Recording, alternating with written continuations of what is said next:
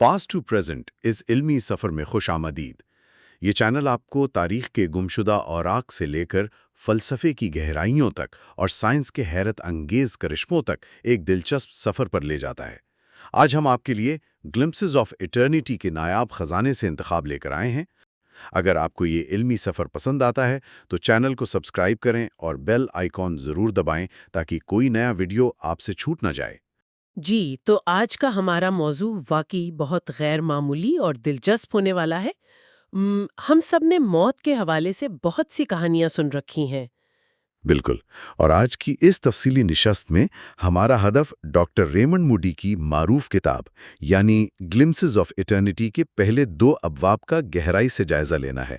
پہلا باب ہے ایک اتفاقی دریافت اور دوسرا ہے کہانیوں کا سیلاب۔ جی، ان دونوں ابواب میں کچھ ایسی باتیں ہیں جو آپ کو سوچنے پر مجبور کر دیتی ہیں۔ اچھا، ہم عموماً جب نیئر ڈیتھ ایکسپیرینسز یا موت کے قریب تر تجربات کی بات کرتے ہیں نا، تو ہماری تمام تر توجہ اس شخص پر ہوتی ہے جو اس دنیا سے جا رہا ہوتا ہے۔ ایسا ہی ہے، سارا فوکس اسی پر ہوتا ہے جو بستر مرگ پر ہے۔ لیکن آج کی گفتگو کا محور وہ لوگ ہیں جو مرنے والے کے بالکل پاس کھڑے ہوتے ہیں، مکمل طور پر زندہ، صحت مند اور اپنے پورے ہوش و حواس میں۔ ہم یہ کھوج لگانے کی کوشش کریں گے کہ آخر ان کے ساتھ اس آخری لمحے میں کیا پراسرار واقعات پیش آتے ہیں۔ دیکھیں، یہ واقعی شعور اور انسانی نفسیات کا ایک انتہائی پیچیدہ پہلو ہے۔ موت کو ہم عموماً ایک حتمی اور انفرادی اختتام سمجھتے ہیں نا، لیکن ڈاکٹر موڈی کی تحقیق کے بعد یہ ایک بالکل مختلف زاویے سے ہمارے سامنے آتی ہے۔ یعنی وہ اکیلا سفر نہیں رہتا۔ بالکل نہیں۔ جب ہم ان مشاہدات کا تجزیہ کرتے ہیں جو باقاعدہ ڈاکٹرز اور عام لوگوں نے یکساں طور پر ریکارڈ کروائے ہیں، تو معلوم ہوتا ہے کہ موت محض ایک بائیولوجیکل شٹ ڈاؤن نہیں ہے۔ اس کے کچھ ایسے پہلو ہیں جو میڈیکل سائنس کے لیے اب تک ایک معمہ بنے ہوئے ہیں۔ اچھا، اس بحث کو آگے بڑھانے کے لیے ہمیں سب سے پہلے ڈاکٹر ریمنڈ موڈی کے کام کے بنیادی محرکات کو سمجھنا ہوگا۔ جو لوگ اس موضوع میں دلچسپی رکھتے ہیں وہ تو جانتے ہی ہوں گے کہ 1970 کی دہائی میں ڈاکٹر موڈی ہی وہ شخص تھے جنہوں نے NDEs یعنی نیئر ڈیتھ ایکسپیرینسز کی اصطلاح کو باقاعدہ متعارف کروایا تھا۔ جی ہاں، ان کی کتاب لائف آفٹر لائف تو بہت مشہور ہوئی تھی۔ ہاں، اس کی تو دنیا بھر میں کروڑوں کاپیاں بکی تھیں۔ اس نے ایک طرح سے موت کے بارے میں انسانی سوچ کے دھارے کو ہی بدل کر رکھ دیا تھا۔ لیکن جو چیز مجھے سب سے زیادہ متوجہ کرتی ہے وہ یہ ہے کہ ان کے اس کام کا آغاز مکمل طور پر ایک اتفاق تھا۔ بالکل، مطلب انہوں نے کوئی لیبارٹری بنا کر یا فنڈنگ لے کر یہ تجربات شروع نہیں کیے تھے۔ جی، انہوں نے ایسا کچھ نہیں کیا تھا۔ سائنسی تاریخ میں اکثر بڑی دریافتیں اتفاقاً ہی ہوتی ہیں، اور ڈاکٹر موڈی کے کیس میں بھی بالکل ایسا ہی ہوا۔ جب وہ میڈیکل اسکول میں اپنی کلینکل ٹریننگ مکمل کر رہے تھے تو ان کا ارادہ تو بس ایک روایتی ڈاکٹر بننے کا تھا۔ یعنی موت کے بعد کی زندگی پر تحقیق ان کا کوئی ایجنڈا نہیں تھا۔ بالکل نہیں تھا، لیکن ہسپتال کی ایمرجنسی میں ان کا سامنا بار بار ایسے مریضوں سے ہونے لگا جنہیں کلینیکلی ڈیڈ قرار دے دیا گیا تھا۔ یعنی ان کے دل کی دھڑکن اور سانس رک چکی تھی، لیکن پھر کسی میڈیکل مداخلت کی وجہ سے وہ واپس ہوش میں آ گئے۔ اور جب وہ ہوش میں آئے تو ان کی کہانیاں بہت عجیب تھیں۔ جی، جب ان مریضوں نے اپنے تجربات بیان کیے تو ڈاکٹر موڈی کے لیے انہیں نظر انداز کرنا ناممکن ہو گیا۔ اور ان تجربات میں جو مماثلت تھی وہ واقعی کمال تھی۔ ہم یہ نہیں کہہ سکتے کہ یہ صرف 1 یا 2 لوگوں کا وہم تھا۔ یہ مریض مختلف مذاہب کے تھے، مختلف ثقافتوں اور عمروں کے تھے۔ ان کا آپس میں کوئی رابطہ بھی نہیں تھا۔ یہی تو سب سے اہم بات ہے، ان کا کوئی کنیکشن نہیں تھا۔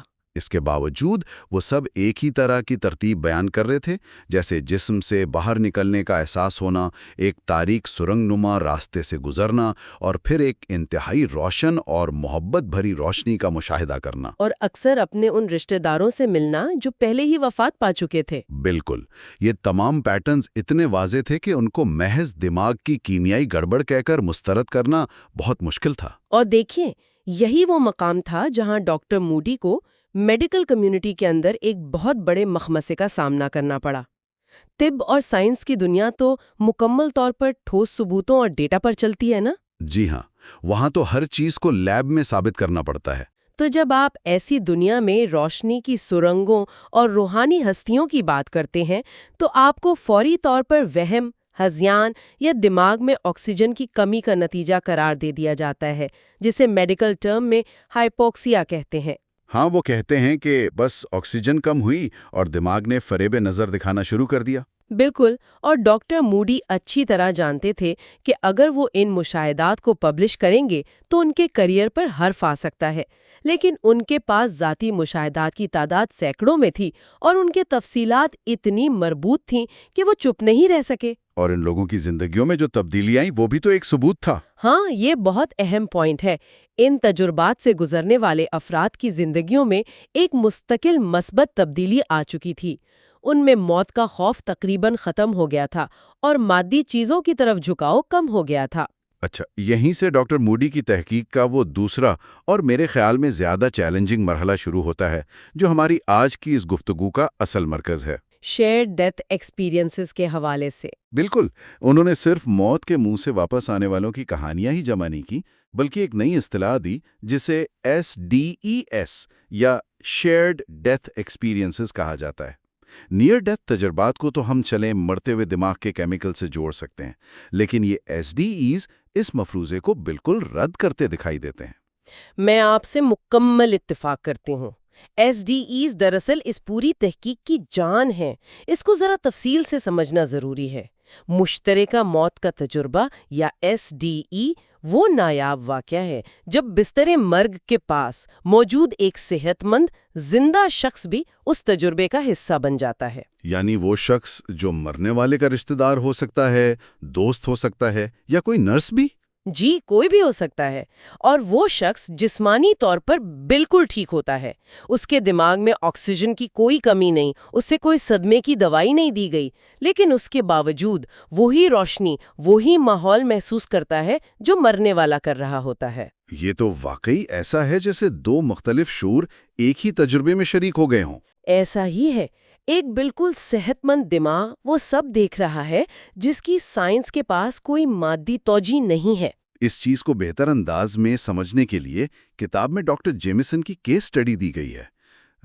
وہ بہت ہی ٹھوس مثال ہے۔ ہاں، وہ کیس سٹڈی بہت چشم کشا ہے کیونکہ ڈاکٹر جیمیسن خود ایک میڈیکل پروفیشنل ہیں۔ بالکل، جب ایک ڈاکٹر جس کی پوری زندگی انسانی جسم کی بائیولوجی اور سائنس کو پڑھتے گزری ہو، وہ کوئی ایسا تجربہ بیان کرے تو اس کی اہمیت بہت بڑھ جاتی ہے۔ واقعہ کچھ یوں ہے کہ ڈاکٹر جیمیسن اپنی والدہ کے ہسپتال کے کمرے میں موجود تھیں۔ جی، اور اچانک ان کی والدہ کو شدید دل کا دورہ پڑا۔ اب اس موقع پر ایک ڈاکٹر کا فطری رد عمل کیا ہوتا ہے؟ وہ فوراً میڈیکل پروٹوکول کی طرف بھاگتا ہے۔ ڈاکٹر جیمیسن نے کسی جذباتی بریک ڈاؤن کا شکار ہونے کے بجائے فوراً اپنی والدہ کو بچانے کے لیے CPR دینا شروع کر دیا۔ وہ پورے زور اور توجہ کے ساتھ اپنی والدہ کے سینے کو پریس کر رہی تھیں۔ دیکھیں، ان کا ذہن اس وقت مکمل طور پر ایک کلینکل ٹاسک پر مرکوز تھا۔ وہ کوئی مراقبے کی حالت میں نہیں تھی نا؟ بالکل نہیں، ان کا مقصد صرف اور صرف دل کی دھڑکن کو بحال کرنا تھا۔ لیکن پھر کچھ ایسا ہوا جو روایتی میڈیکل سائنس کی کتابوں میں کہیں درج نہیں ہے۔ جی، انہوں نے بیان کیا کہ CPR دینے کے عین دوران انہوں نے محسوس کیا کہ کمرے کا ماحول یکسر تبدیل ہو گیا ہے۔ ایک پراسرار سی روشنی آ گئی تھی نا کمرے میں؟ ہاں، ایک گہری اور انتہائی پرسکون روشنی، اور یہ ہسپتال کی وہ عام فلوریسنٹ لائٹس جیسی نہیں تھی، بلکہ ایسا لگ رہا تھا کہ اس روشنی کا اپنا ایک الگ وجود ہے۔ اور سب سے حیرانگی کی بات یہ تھی کہ ڈاکٹر جیمیسن نے اپنی والدہ کی روح کو ان کے جسم کے پاس کھڑے ہوئے دیکھا۔ اور اس کے بعد جو ہوا وہ اس واقعے کا کلائمیکس ہے۔ ڈاکٹر جیمیسن نے خود کو اپنے ہی جسم سے باہر محسوس کیا۔ ذرا اس صورتحال کے سائنسی پہلوؤں پر غور کریں۔ ایک صحت مند انسان جو ایک ڈاکٹر ہے، وہ بے وقت اپنے والدہ کی روح کو دیکھ رہی ہے، اور ساتھ ہی وہ خود کو اپنے جسم سے باہر اور اوپر سے نیچے کی طرف دیکھ رہی ہے، جہاں ان کا اپنا جسم ان کی والدہ کو CPR دے رہا ہے۔ یہ سن کر ہی رونگٹے کھڑے ہو جاتے ہیں۔ یہ کوئی خواب تو نہیں تھا نا؟ نہیں، بالکل نہیں۔ یہ ان کے مکمل ہوش و حواس میں ہونے والا ایک آؤٹ آف باڈی تجربہ تھا۔ اس واقعے نے یہ سوال شدت سے کھڑا کر دیا ہے کہ کیا شعور واقعی صرف دماغ کے اندر موجود نیورونز کے فائر ہونے کا نام ہے؟ یا شعور کی کوئی اور جہت بھی ہے جو دماغ سے آزاد کام کر سکتی ہے؟ یہ روایتی سائنس کے لیے واقعی ایک بہت بڑا چیلنج ہے۔ اور یہ واقعات آج کل زیادہ رپورٹ ہو رہے ہیں، لیکن پہلے ایسا نہیں تھا۔ ہاں، میں یہی سوچ رہا تھا کہ جب ہم ایسے واقعات سنتے ہیں جو جدید ہسپتالوں میں پیش آئے ہیں، تو ذہن میں یہ سوال ابھرتا ہے کہ آخر 1970 کی دہائی سے پہلے اس طرح کے واقعات اتنے زیادہ سامنے کیوں نہیں آتے تھے؟ ہم اکثر بھول جاتے ہیں کہ جدید ہاسپس کیئر سے پہلے ہسپتالوں کا ماحول کیسا تھا۔ اگر ہم تاریخ پر نظر ڈالیں تو ہمیں معلوم ہوتا ہے کہ 20ویں صدی کے وسط تک خاص طور پر مغربی معاشروں میں موت کو طبی لحاظ سے ایک مکمل ناکامی تصور کیا جاتا تھا۔ ہسپتالوں کا سارا زور بس زندگی کو طول دینے پر ہوتا تھا۔ جی، موت کو ایک ٹیبو یا ممنوع موضوع سمجھا جاتا تھا۔ ہسپتالوں کا ماحول انتہائی مشینی، سرد اور بے حصہ ہوتا تھا۔ جب کسی مریض کا آخری وقت قریب آتا تو میڈیکل عملہ مریض کے خاندان والوں کو فوراً کمرے سے باہر نکال کر کسی ویٹنگ روم میں بھیج دیتا تھا۔ یعنی انہیں پاس کھڑے ہونے کی اجازت نہیں ہوتی تھی؟ بالکل نہیں۔ یہ سمجھا جاتا تھا کہ موت کا منظر دیکھنا خاندان کے لیے صدمے کا باعث ہوگا اور ڈاکٹرز کو بھی اپنا کام کرنے میں خلل محسوس ہوگا۔ آخری سفر پر بالکل اکیلا ہوتا تھا، بس مشینوں کی آوازیں، سفید دیواریں اور اس کے پیاروں کا کوئی نشان۔ یہ تو مریض کے لیے بھی انتہائی خوفناک صورتحال رہی ہوگی۔ اور باہر بیٹھے خاندان والوں کے لیے بھی ایک اذیت ہوتی تھی۔ لیکن پھر ڈاکٹر الزبتھ کوبلر راس اور ہاسپس تحریک نے آ کر اس پورے نظام کو چیلنج کر دیا۔ ڈاکٹر کوبلر راس کا کام تو واقعی ایک انقلاب تھا۔ جی، انہوں نے نفسیاتی اور سماجی طور پر بہت بڑا کام کیا۔ انہوں نے یہ بحث چھیڑی کہ موت کوئی بیماری نہیں ہے جسے چھپایا جائے، بلکہ یہ زندگی کے چکر کا ایک لازمی اور قدرتی حصہ ہے، بالکل ویسے ہی جیسے پیدائش۔ اور انہوں نے اس بات پر زور دیا کہ موت کے وقت مریض کو طبی مشینوں سے زیادہ انسانی لمس کی ضرورت ہوتی ہے، اپنے پیاروں کی موجودگی اور جذباتی سہارے کی۔ اور انہی کوششوں سے ہسپتالوں کی پالیسیاں تبدیل ہونا شروع ہوئیں۔ خاندان والوں کو آخری لمحات میں مریض کے پاس بیٹھنے کی اجازت ملنے لگی۔ اور ظاہر ہے جب لوگ اس عمل کا حصہ بننے لگے تو موت پر بات کرنا بھی آسان ہو گیا۔ بالکل، اور اسی ثقافتی تبدیلی کا نتیجہ تھا کہ ڈاکٹر ریمنڈ موڈی کی کتاب کو اتنی بڑی پذیرائی ملی۔ جیسا کہ دوسرے باب کا عنوان ہے نا، کہانیوں کا سیلاب، یہ سیلاب اسی لیے آیا تھا کیونکہ لوگ اب بات کرنے لگے تھے۔ جی، جب لوگوں نے دیکھا کہ ایک نامور ڈاکٹر موت کے تجربات پر کھل کر بات کر رہا ہے تو وہ ہزاروں لوگ سامنے آنا شروع ہو گئے جو سالوں سے اپنے مشاہدات کو بس اس ڈر سے سینے میں دبائے بیٹھے تھے کہ کہیں لوگ انہیں پاگل نہ سمجھیں۔ ہاں، وہ ڈر تو ہوتا ہے نا کہ معاشرہ کیا کہے گا۔ انہی کہانیوں کے سیلاب میں سے ہمارے پاس ایک اور انتہائی اہم کیس سٹڈی آتی ہے جو ڈاکٹر ٹام کی ہے۔ ڈاکٹر ٹام کی کیس سٹڈی واقعی جذبات، انسانی رشتے اور مشترکہ تجربے کا ایک بہت ہی گہرا ملاپ ہے۔ یہ ایک بیٹے کا اپنی والدہ کی موت کے وقت کا مشاہدہ ہے۔ ہم سب جانتے ہیں کہ ایک انسان کے لیے اپنی ماں کو کھونے کا دکھ کتنا شدید ہوتا ہے۔ ڈاکٹر ٹام بھی اپنی والدہ کے بستر مرگ کے پاس بیٹھے اسی کرب سے گزر رہے تھے۔ کال ہوتا ہے اور ڈاکٹر ٹام بتاتے ہیں کہ اس ایک لمحے میں جیسے ہی ان کی والدہ کی جسم سے روح پرواز کرتی ہے، ان کا وہ سارا دکھ، تکلیف اور کرب ایک ناقابل بیان خوشی میں تبدیل ہو جاتا ہے۔ ایک ایسی وسیع خوشی جس کا دنیا کی مادی خوشیوں سے کوئی موازنہ ہی نہیں ہے۔ اور یہ کوئی عام نفسیاتی ریلیف نہیں تھا کہ چلے مریض کی تکلیف ختم ہو گئی۔ نہیں، ڈاکٹر ٹام کے لیے یہ ایک ٹھوس تجربہ تھا۔ انہیں واضح طور پر پوری شدت کے ساتھ یہ محسوس ہوا کہ ان کی والدہ کی روح اب اس بیمار اور کمزور جسم کی قید سے آزاد ہو چکی ہے۔ اور ڈاکٹر جیمسن کی طرح ڈاکٹر ٹام نے بھی اس لمحے اپنے اندر ایک کشش ثقل سے آزادی محسوس کی۔ جی، انہیں ایسا لگا جیسے وہ خود بھی اپنے جسم سے کچھ دیر کے لیے اوپر کی طرف کھینچے چلے گئے ہیں، اور انہوں نے اس آزادی اور سکون کو خود محسوس کیا جو ان کی والدہ اس وقت محسوس کر رہی تھیں۔ اس واقعے کا سب سے گہرا اثر یہ ہوا کہ ڈاکٹر ٹام کے دل سے موت کا ہر طرح کا خوف ہمیشہ کے لیے جاتا رہا۔ یہ کہانیاں واقعی بہت متاثر کن ہیں، خاص طور پر ان لوگوں کے لیے جو اپنے پیاروں کے بچھڑنے کے غم سے گزر رہے ہیں۔ اس سے ایک بہت بڑی تسلی ملتی ہے انسان کو۔ لیکن دیکھیں، ہم یہاں اس موضوع کا گہرائی سے جائزہ لے رہے ہیں تو ہمیں اس گفتگو میں توازن بھی قائم رکھنا ہوگا۔ جی بالکل، سائنسی پہلو کو بھی دیکھنا ہوگا۔ ہمیں دیکھنا ہوگا کہ جدید سائنس جو تجرباتی شواہد پر یقین رکھتی ہے، وہ اس سب کو کس نظر سے دیکھتی ہے۔ کیا ہم واقعی واقعات کو موت کے بعد کی زندگی کا حتمی سائنسی ثبوت یعنی ایمپیریکل پروف مان سکتے ہیں؟ ایک غیر جانبدار محقق کے طور پر میں یہی کہوں گی کہ ہمیں محتاط رہنا ہوگا۔ سائنسی لحاظ سے ہم انہیں ابھی تک موت کے بعد کی زندگی کا حتمی، ناقابل تردید ثبوت نہیں کہہ سکتے۔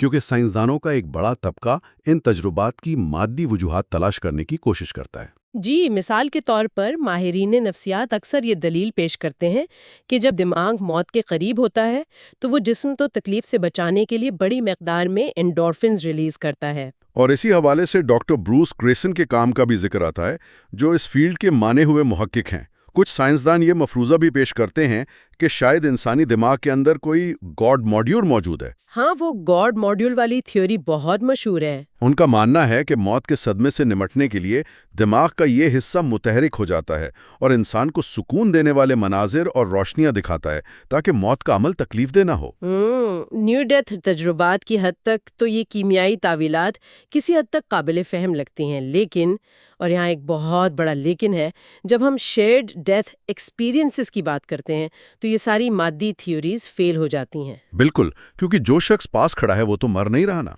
जी, आप एक मरते हुए शख्स के दिमाग में केमिकल्स के इखराज की बात तो कर सकते हैं, लेकिन उससे हमवार डॉक्टर या रिश्तेदार के दिमाग के बारे में क्या कहेंगे? उसके खून में ऑक्सीजन की कोई कमी नहीं है, वो कोई दवाई भी नहीं ले रहा।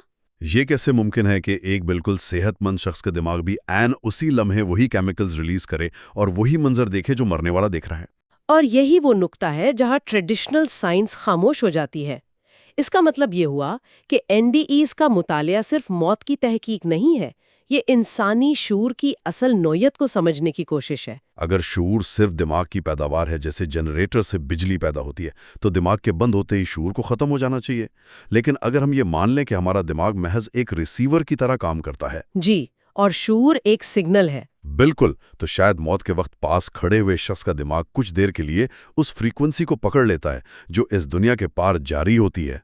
ये बहुत ही खूबसूरत और जामे तशबीह दी है आपने, और इसीलिए डॉक्टर मूडी और डॉक्टर ग्रेसन जैसे मुहक्किकीन जोर देते हैं कि हमें इन तजुर्बात को झुटलाने के बजाय शऊर की साइंस पर खुले जहन के साथ तहकीक करनी चाहिए। हम मुकम्मल तौर पर तो नहीं जानते कि मौत के इस पार क्या है, लेकिन ये शवाहिद इस बात की तरफ ज़रूर इशारा करते हैं कि हमारी हकीकत इतनी महदूद नहीं है जितना मादी साइंस बताती है। हमारा मकसद भी यहाँ किसी मखसूस अकीदे को मुसल्लत करना नहीं है, बल्कि आपको इन सवालात से मुतारिफ करवाना है जो आज भी ज़ेरे बहस हैं। तो नाजरीन, ये तमाम तफसीलात हमारे लिए क्या मायने रखती हैं?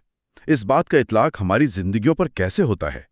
देखें, मौत एक ऐसी अटल हकीकत है जिसके खौफ ने हमेशा इंसान को जकड़े रखा है। हम इसे एक तारीक अंजाम और तन्हाई का नाम देते हैं, लेकिन मुश्तरका मौत के ये तजुर्बात हमें बताते हैं कि आखिरी लम्हात तन्हाई या अंधेरे के नहीं होते। ये इंसानी शऊर के एक दूसरे से जुड़े होने और एक आला दर्जे के सुकून में दाखिल होने के लम्हात भी हो सकते हैं। जब हम मौत को इस जाविये से देखते हैं तो न सिर्फ हमारा अपना खौफ कम होता है, बल्कि हम उन लोगों के साथ ज़्यादा हमदर्दी से पेश आ सकते हैं जो इस सफ़र पर रवाना हो रहे हैं। इस हिस्से के इख्तिताम पर नाजरीन को बताएं कि अगले हिस्से पार्ट 2 में हम डॉक्टर रेमंड मूडी के अपने ज़ाती तजुर्बा an experience of my own पर बात करेंगे और देखेंगे कि एक साइंसदान जब खुद इस अमल से गुजरता है तो उसकी ज़िंदगी कैसे बदलती है। और प्रोग्राम के इख्तिताम पर मैं आप तमाम सुनने और देखने वालों के लिए एक गहरा सवाल छोड़ना चाहूँगी।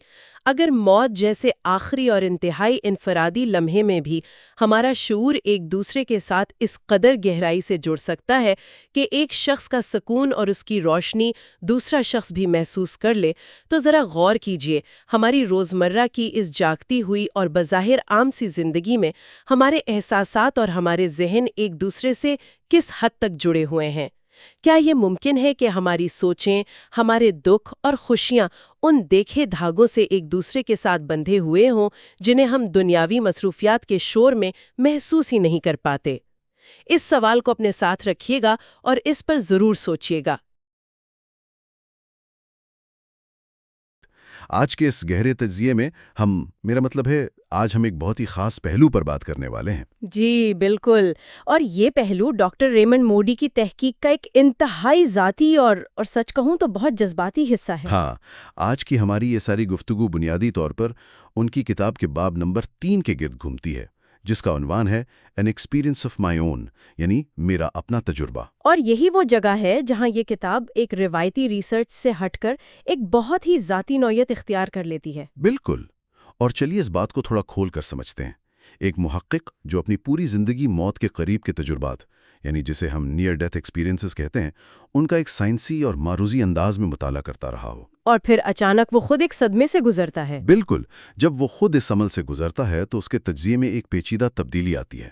ہم عام طور پر جب سائنس یا طب کی بات کرتے ہیں تو کلینکل ڈیٹا پر انحصار کرتے ہیں، اعداد و شمار پر۔ لیکن یہ باب ہمیں دکھاتا ہے کہ کس طرح ایک خالصتاً ذاتی مشاہدہ ایک بہت وسیع سائنٹیفک اور فلسفیانہ بحث کی بنیاد بن سکتا ہے۔ یہاں جو بات سب سے زیادہ حیران کن ہے وہ یہ ہے کہ ہم جن حوالوں پر آج بات کرنے جا رہے ہیں وہ محض ذاتی کہانیاں نہیں ہیں۔ ہاں، عام طور پر سائنس میں ذاتی کہانیوں کو یعنی اینیکڈوٹس کو اتنی اہمیت نہیں دی جاتی۔ بالکل نہیں دی جاتی، انہیں شک کی نگاہ سے دیکھا جاتا ہے کیونکہ ان میں موضوعیت کا عنصر ہوتا ہے، ہر انسان کا اپنا نظریہ۔ لیکن اس مخصوص صورتحال میں یہ ذاتی مشاہدات وہ بنیادی شواہد بن کر سامنے آتے ہیں جو شعور کے بارے میں ہمارے تمام روایتی نظریات کو چیلنج کرتے ہیں۔ تو اگر ہم اس واقعے کی طرف آئیں جہاں سے اس سب کی شروعات ہوئی، 8 مئی 1994۔ جی، 8 مئی 1994 مدرز ڈے کا دن تھا۔ مدرز ڈے تھا، اور ڈاکٹر موڈی اس وقت ایک پروفیشنل کانفرنس میں شرکت کر رہے تھے، ایک بالکل ہی علمی اور معروضی ماحول، اور وہیں انہیں اطلاع ملتی ہے کہ ان کی والدہ کی حالت تشویشناک ہے۔ وہ سب کچھ چھوڑ کر واپس لوٹتے ہیں اور کتاب کے ذرائع کے مطابق ان کا پورا خاندان ان کی والدہ کے بستر کے گرد جمع ہوتا ہے۔ ذرا اس منظرنامے پر غور کریں۔ ایک ماہر محقق جس نے سینکڑوں غیر متعلقہ لوگوں کی موت کا طبی تجزیہ کیا ہو، وہ اچانک خود کو ایک جذباتی طوفان کے بالکل درمیان میں پاتا ہے۔ اور ذرائع یہ بھی بتاتے ہیں کہ اپنی والدہ کو رخصت ہوتے دیکھنا ان کے لیے محض ایک روایتی دکھ یا ماتم کا لمحہ نہیں تھا۔ تو پھر وہ کیا تھا؟ یہی تو اس تحقیق کا سب سے اہم موڑ ہے۔ اس وقت کمرے میں موجود خاندان کے افراد نے محض دکھ کا تجربہ نہیں کیا، بلکہ ایک واضح بلند توانائی کو محسوس کیا، ایک اپلفٹڈ انرجی۔ اپلفٹڈ انرجی، یعنی موت کے وقت ایک بلند توانائی کا احساس۔ یہ تو ہماری روایتی سوچ کے بالکل الٹ ہے۔ بالکل الٹ ہے، اور ڈاکٹر موڈی کی اپنی والدہ کے ساتھ جو ایک بہت گہری جذباتی وابستگی تھی، اس نے بظاہر ہمدردی کا وہ دروازہ کھولا جس نے اس مشترکہ موت کے تجربے کو، جسے ہم شیئرڈ ڈیتھ ایکسپیرینس کہتے ہیں، اسے ممکن بنایا۔ موت کی جو ایک روایتی ہیبت ہوتی ہے، اس کی جگہ ایک غیر معمولی اور روشن احساس نے لے لی تھی۔ لیکن میرا ایک سوال ہے یہاں پر۔ جی پوچھیں۔ ایک محقق جو خود غم کی شدید حالت میں ہو، کیا ہم اس کے ذاتی تجربے کو واقعی سائنسی تحقیق کا ایک معتبر حصہ مان سکتے ہیں؟ میرا مطلب ہے صدمہ اور کسی پیارے کو کھونے کا خوف انسان کے دماغ پر بہت گہرا اثر ڈالتے ہیں۔ آپ کا اشارہ نفسیاتی دفاعی میکانزم کی طرف ہے۔ ہاں بالکل، یہ شدید جذباتی دباؤ انسان کو کسی بھی قسم کے وہم میں تو مبتلا کر سکتا ہے تاکہ وہ اس حقیقت سے فرار حاصل کر سکے۔ تو کیا یہ بلند توانائی محض ایک ذہنی فریب تو نہیں تھا؟ میں سمجھتی ہوں، اور یہ ایک انتہائی جائز سائنسی سوال ہے جو کسی بھی محقق کے ذہن میں آنا چاہیے۔ انسانی دماغ واقعی صدمے کی حالت میں حقائق کو مس کرنے کی صلاحیت رکھتا ہے تاکہ تکلیف کم ہو سکے۔ بالکل، لیکن ڈاکٹر موڈی کے اس تجربے کو جو چیز ایک عام وہم سے الگ کرتی ہے وہ اس کی اجتماعی نوعیت ہے۔ اجتماعی نوعیت سے آپ کی مراد ہے کہ باقی لوگوں نے بھی وہی محسوس کیا؟ جی ہاں، یہ صرف ایک فرد کا انفرادی وہم نہیں تھا، کمرے میں موجود ایک سے زیادہ افراد نے یکساں کیفیت کو محسوس کیا، اور مزید یہ کہ یہ کوئی اکلوتا واقعہ نہیں ہے۔ ہاں، کتاب میں ڈاکٹر ٹام کا بھی ایک واقعہ موجود ہے۔ بالکل، ڈاکٹر ٹام کی کہانی اس کی بہترین مثال ہے۔ وہ خود ایک طبی ماہر ہیں، ان کا تو روزمرہ کا کام ہی انسانی جسم اور بیماریوں سے نمٹنا ہے۔ ان کی سائنسی تربیت تو انہیں ہر چیز کو منطق کی عینک سے دیکھنے پر مجبور کرتی ہوگی۔ بالکل، لیکن جب ان کی اپنی والدہ کا انتقال ہوا تو انہیں ایک شدید الجھن کا سامنا کرنا پڑا۔ جب انہیں یہ احساس ہوا کہ ان کی والدہ کی روح جسم سے پرواز کر گئی ہے تو ان کا وہ گہرا دکھ اچانک ایک ناقابل یقین خوشی میں بدل گیا۔ یہ بات واقعی حیران کن ہے۔ ایک طبی ماہر کے لیے موت ایک حتمی کلینکل ناکامی ہوتی ہے، اور یہاں وہ اسے ایک خوشگوار تجربے کے طور پر بیان کر رہے ہیں۔ درمیان کس قدر گہرا تصادم ہے۔ ایک ڈاکٹر کے طور پر وہ جانتے ہیں کہ دل دھڑکنا بند ہو گیا ہے اور دماغ میں آکسیجن ختم ہو رہی ہے۔ ایک خالصتاً بایولوجیکل پروسیس۔ ہاں، لیکن اس بایولوجیکل پروسیس کے متوازی جو تجربہ وہ محسوس کر رہے تھے وہ ان کی تمام تر طبی تعلیم کے برعکس تھا۔ جو لوگ مرنے والے کے قریب ہوتے ہیں وہ بھی اس شعوری تبدیلی کے عمل کا حصہ بن سکتے ہیں۔ اور یہاں آ کر بات واقعی بہت دلچسپ ہو جاتی ہے، کیونکہ یہ انفرادی اور خاندانی تجربات آگے چل کر ایک بڑی معاشرتی تبدیلی کا سبب بننے لگے۔ ذرائع اس بات پر بڑی تفصیلی روشنی ڈالتے ہیں کہ کس طرح بیبی بومرز کی نسل نے موت کے بارے میں ہماری ثقافتی گفتگو کو جڑ سے بدل دیا۔ یہ ایک بہت اہم تاریخی موڑ تھا۔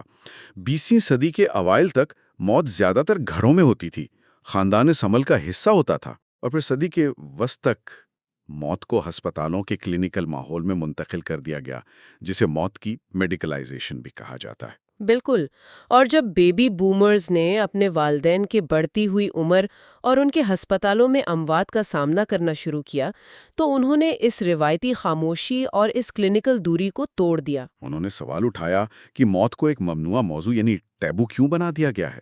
لوگ اب اپنی اموات اور اپنے پیاروں کے آخری لمحات کے بارے میں زیادہ کھلے انداز میں بات کرنے لگے ہیں۔ اور نرس ملی ڈیوس جیسی شخصیات کی کہانیاں اس ثقافتی تبدیلی کا واضح ثبوت ہیں۔ ہاں، نرس ملی ڈیوس کا ذکر کتاب میں بڑی تفصیل سے ہے۔ کے بیانات نے ان مشترکہ موت کے تجربات کو ہسپتالوں کے پردوں کے پیچھے سے نکال کر عوامی بحث کا حصہ بنایا۔ لیکن اس سب میں ایک بنیادی خامی کی طرف بھی دھیان جاتا ہے۔ کہانیاں تو کہانیاں ہیں، چاہے وہ کسی نرس کی ہوں یا کسی ڈاکٹر کی یا خود ڈاکٹر موڈی کی۔ انہیں ہم کسی لیبارٹری میں کنٹرولڈ ماحول کے اندر ٹیسٹ تو نہیں کر سکتے نا؟ یہ وہی بحث ہے جس نے سائنس کے حلقوں کو دو واضح حصوں میں تقسیم کیا ہوا ہے۔ ڈاکٹر موڈی کو طبی اور سائنسی دنیا کی طرف سے اسی تنقید کا سامنا تھا۔ روایتی میڈیکل سائنس تو ہمیشہ ٹھوس شواہد اور کلینکل ڈیٹا پر چلتی ہے۔ ذاتی بیانات کو کسی تحقیق کی بنیاد کیسے بنایا جا سکتا ہے؟ غیر جانبدارانہ سائنسی نقطۂ نظر سے اس کا تجزیہ کرنا بہت ضروری ہے۔ ایک طرف وہ ناقدین ہیں جو ان تمام کہانیوں کو موضوعی مانتے ہیں۔ ذرائع میں خاص طور پر سوزن بلیک مور کی کتاب ڈائنگ ٹو لیو کا حوالہ دیا گیا ہے۔ ہاں، سوزن بلیک مور کا موقف اس حوالے سے بہت سخت اور واضح ہے۔ ان کے مطابق جب انسان موت کے قریب ہوتا ہے تو دماغ کو آکسیجن کی شدید کمی کا سامنا ہوتا ہے، جسے انوکسیا کہتے ہیں۔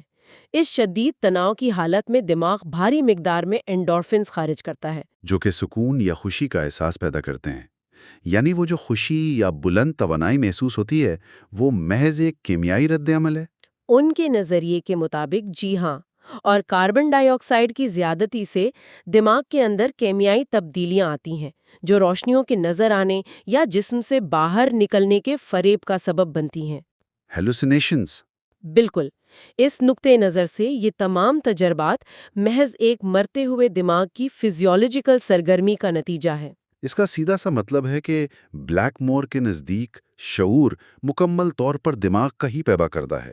جب دماغ ختم ہوتا ہے تو شعور بھی ختم ہو جاتا ہے۔ لیکن دوسری طرف کتاب ہمیں ڈاکٹر بروس گریسن کے کام کی طرف بھی لے جاتی ہے۔ The science of near death experiences. بالکل، ڈاکٹر گریسن کا موقف ایک بالکل مختلف زاویہ پیش کرتا ہے۔ وہ اس بات پر حیرت کا اظہار کرتے ہیں کہ ایک ایسا دماغ جو آکسیجن کی کمی کا شکار ہو، جس کے کام کرنے کی صلاحیت بظاہر ختم ہو رہی ہوں، وہ اتنے واضح اور منظم تجربات کیسے تخلیق کر سکتا ہے؟ اور یہ ایک بہت مضبوط دلیل ہے، کیونکہ فریب یا ہیلوسینیشنز عام طور پر بے ترتیب اور مبہم ہوتے ہیں، ان میں کوئی تسلسل نہیں ہوتا۔ جبکہ نیئر ڈیتھ اور شیئر ڈیتھ تجربات میں ایک حیران کن ترتیب اور گہرا مطلب پایا جاتا ہے۔ اسی لیے ڈاکٹر گریسن فلٹر تھیوری کی طرف اشارہ کرتے ہیں۔ یہ نیورو سائنس میں ایک بہت بڑی بحث ہے۔ یہ نظریہ کہتا ہے کہ شاید دماغ شعور کو پیدا نہیں کرتا، بلکہ وہ صرف ایک فلٹر کے طور پر کام کرتا ہے جو شعور کو اس مادی دنیا تک محدود رکھتا ہے۔ یعنی دماغ شعور کا منبع نہیں ہے، بلکہ صرف ایک ریسیور ہے۔ بالکل، اور جب موت کے وقت دماغ کا یہ فلٹر کمزور پڑ جاتا ہے تو شعور اپنی اصل اور لامحدود حالت میں کام کرنے لگتا ہے۔ یہ بات بہت سی چیزوں کی وضاحت کرتی ہے، خاص طور پر شیئر ڈیتھ ایکسپیرینسز کی۔ کیونکہ موت کے کمرے میں موجود صحت مند افراد بھی وہی کچھ محسوس کر رہے ہوتے ہیں۔ یہی سب سے اہم نکتہ ہے۔ بلیک مور کی آکسیجن کی کمی والی تھیوری وہاں لاگو ہی نہیں ہوتی، کیونکہ کمرے میں موجود دیگر افراد کا دماغ تو بالکل صحت مند حالت میں ہوتا ہے، انہیں کوئی انوکسیا نہیں ہو رہا ہوتا۔ یہ نکتہ اس پوری بحث کو ایک نئی جہت دیتا ہے، اور شاید یہی وجہ تھی کہ تمام تر سائنسی تنقید کے باوجود جب ڈاکٹر موڈی نے یہ بیانات جمع کیے تو عوام کی طرف سے ایک بہت بڑا رد عمل سامنے آیا۔ ان گنت لوگ ان کے پاس آئے، صرف یہ جاننے کے لیے کہ جو کچھ انہوں نے محسوس کیا تھا وہ کوئی وہم یا دماغی خلل نہیں تھا۔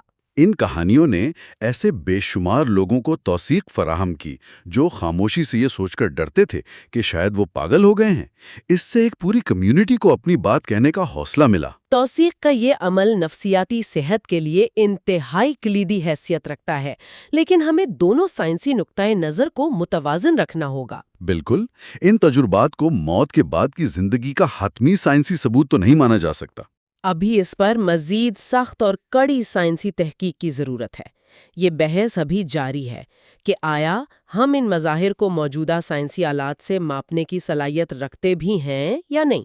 تو اس سب کا آخر مطلب کیا ہے؟ یہ ہمیں ایک بہت ہی گہری اور پرانی فلسفیانہ بحث کی طرف لے جاتا ہے کہ روح اور جسم کے درمیان فرق کیا ہے۔ کیا انسانی ذہن مادی دماغ سے بالکل الگ کوئی چیز ہے؟ ذرائع کے مطابق اس کتاب میں ایک انتہائی دلچسپ نظریہ زیر بحث آیا ہے، جسے گاڈ ماڈیول کا نام دیا گیا ہے۔ گاڈ ماڈیول، خدا کا ماڈیول؟ اس کو تھوڑا تکنیکی سطح پر سمجھنے کی ضرورت ہے۔ کیا انسانی دماغ کے اندر واقعی کوئی ایسا مخصوص عصبی حصہ موجود ہے جس کا کام ہی روحانیت یا موت کے وقت ایسے تجربات کو جنم دینا ہے؟ یہ اصطلاح نیورو تھیولوجی کے میدان سے آتی ہے۔ سائنسدانوں نے خاص طور پر دماغ کے ٹیمپورل لوب کا مطالعہ کرتے ہوئے یہ دریافت کیا کہ جب اس حصے میں خاص قسم کی الیکٹریکل سرگرمی ہوتی ہے تو مریض انتہائی شدید قسم کے روحانی یا صوفیانہ تجربات رپورٹ کرتے ہیں۔ جیسے کہ ٹیمپورل لوب ایپیلیپسی کے دوران؟ بالکل۔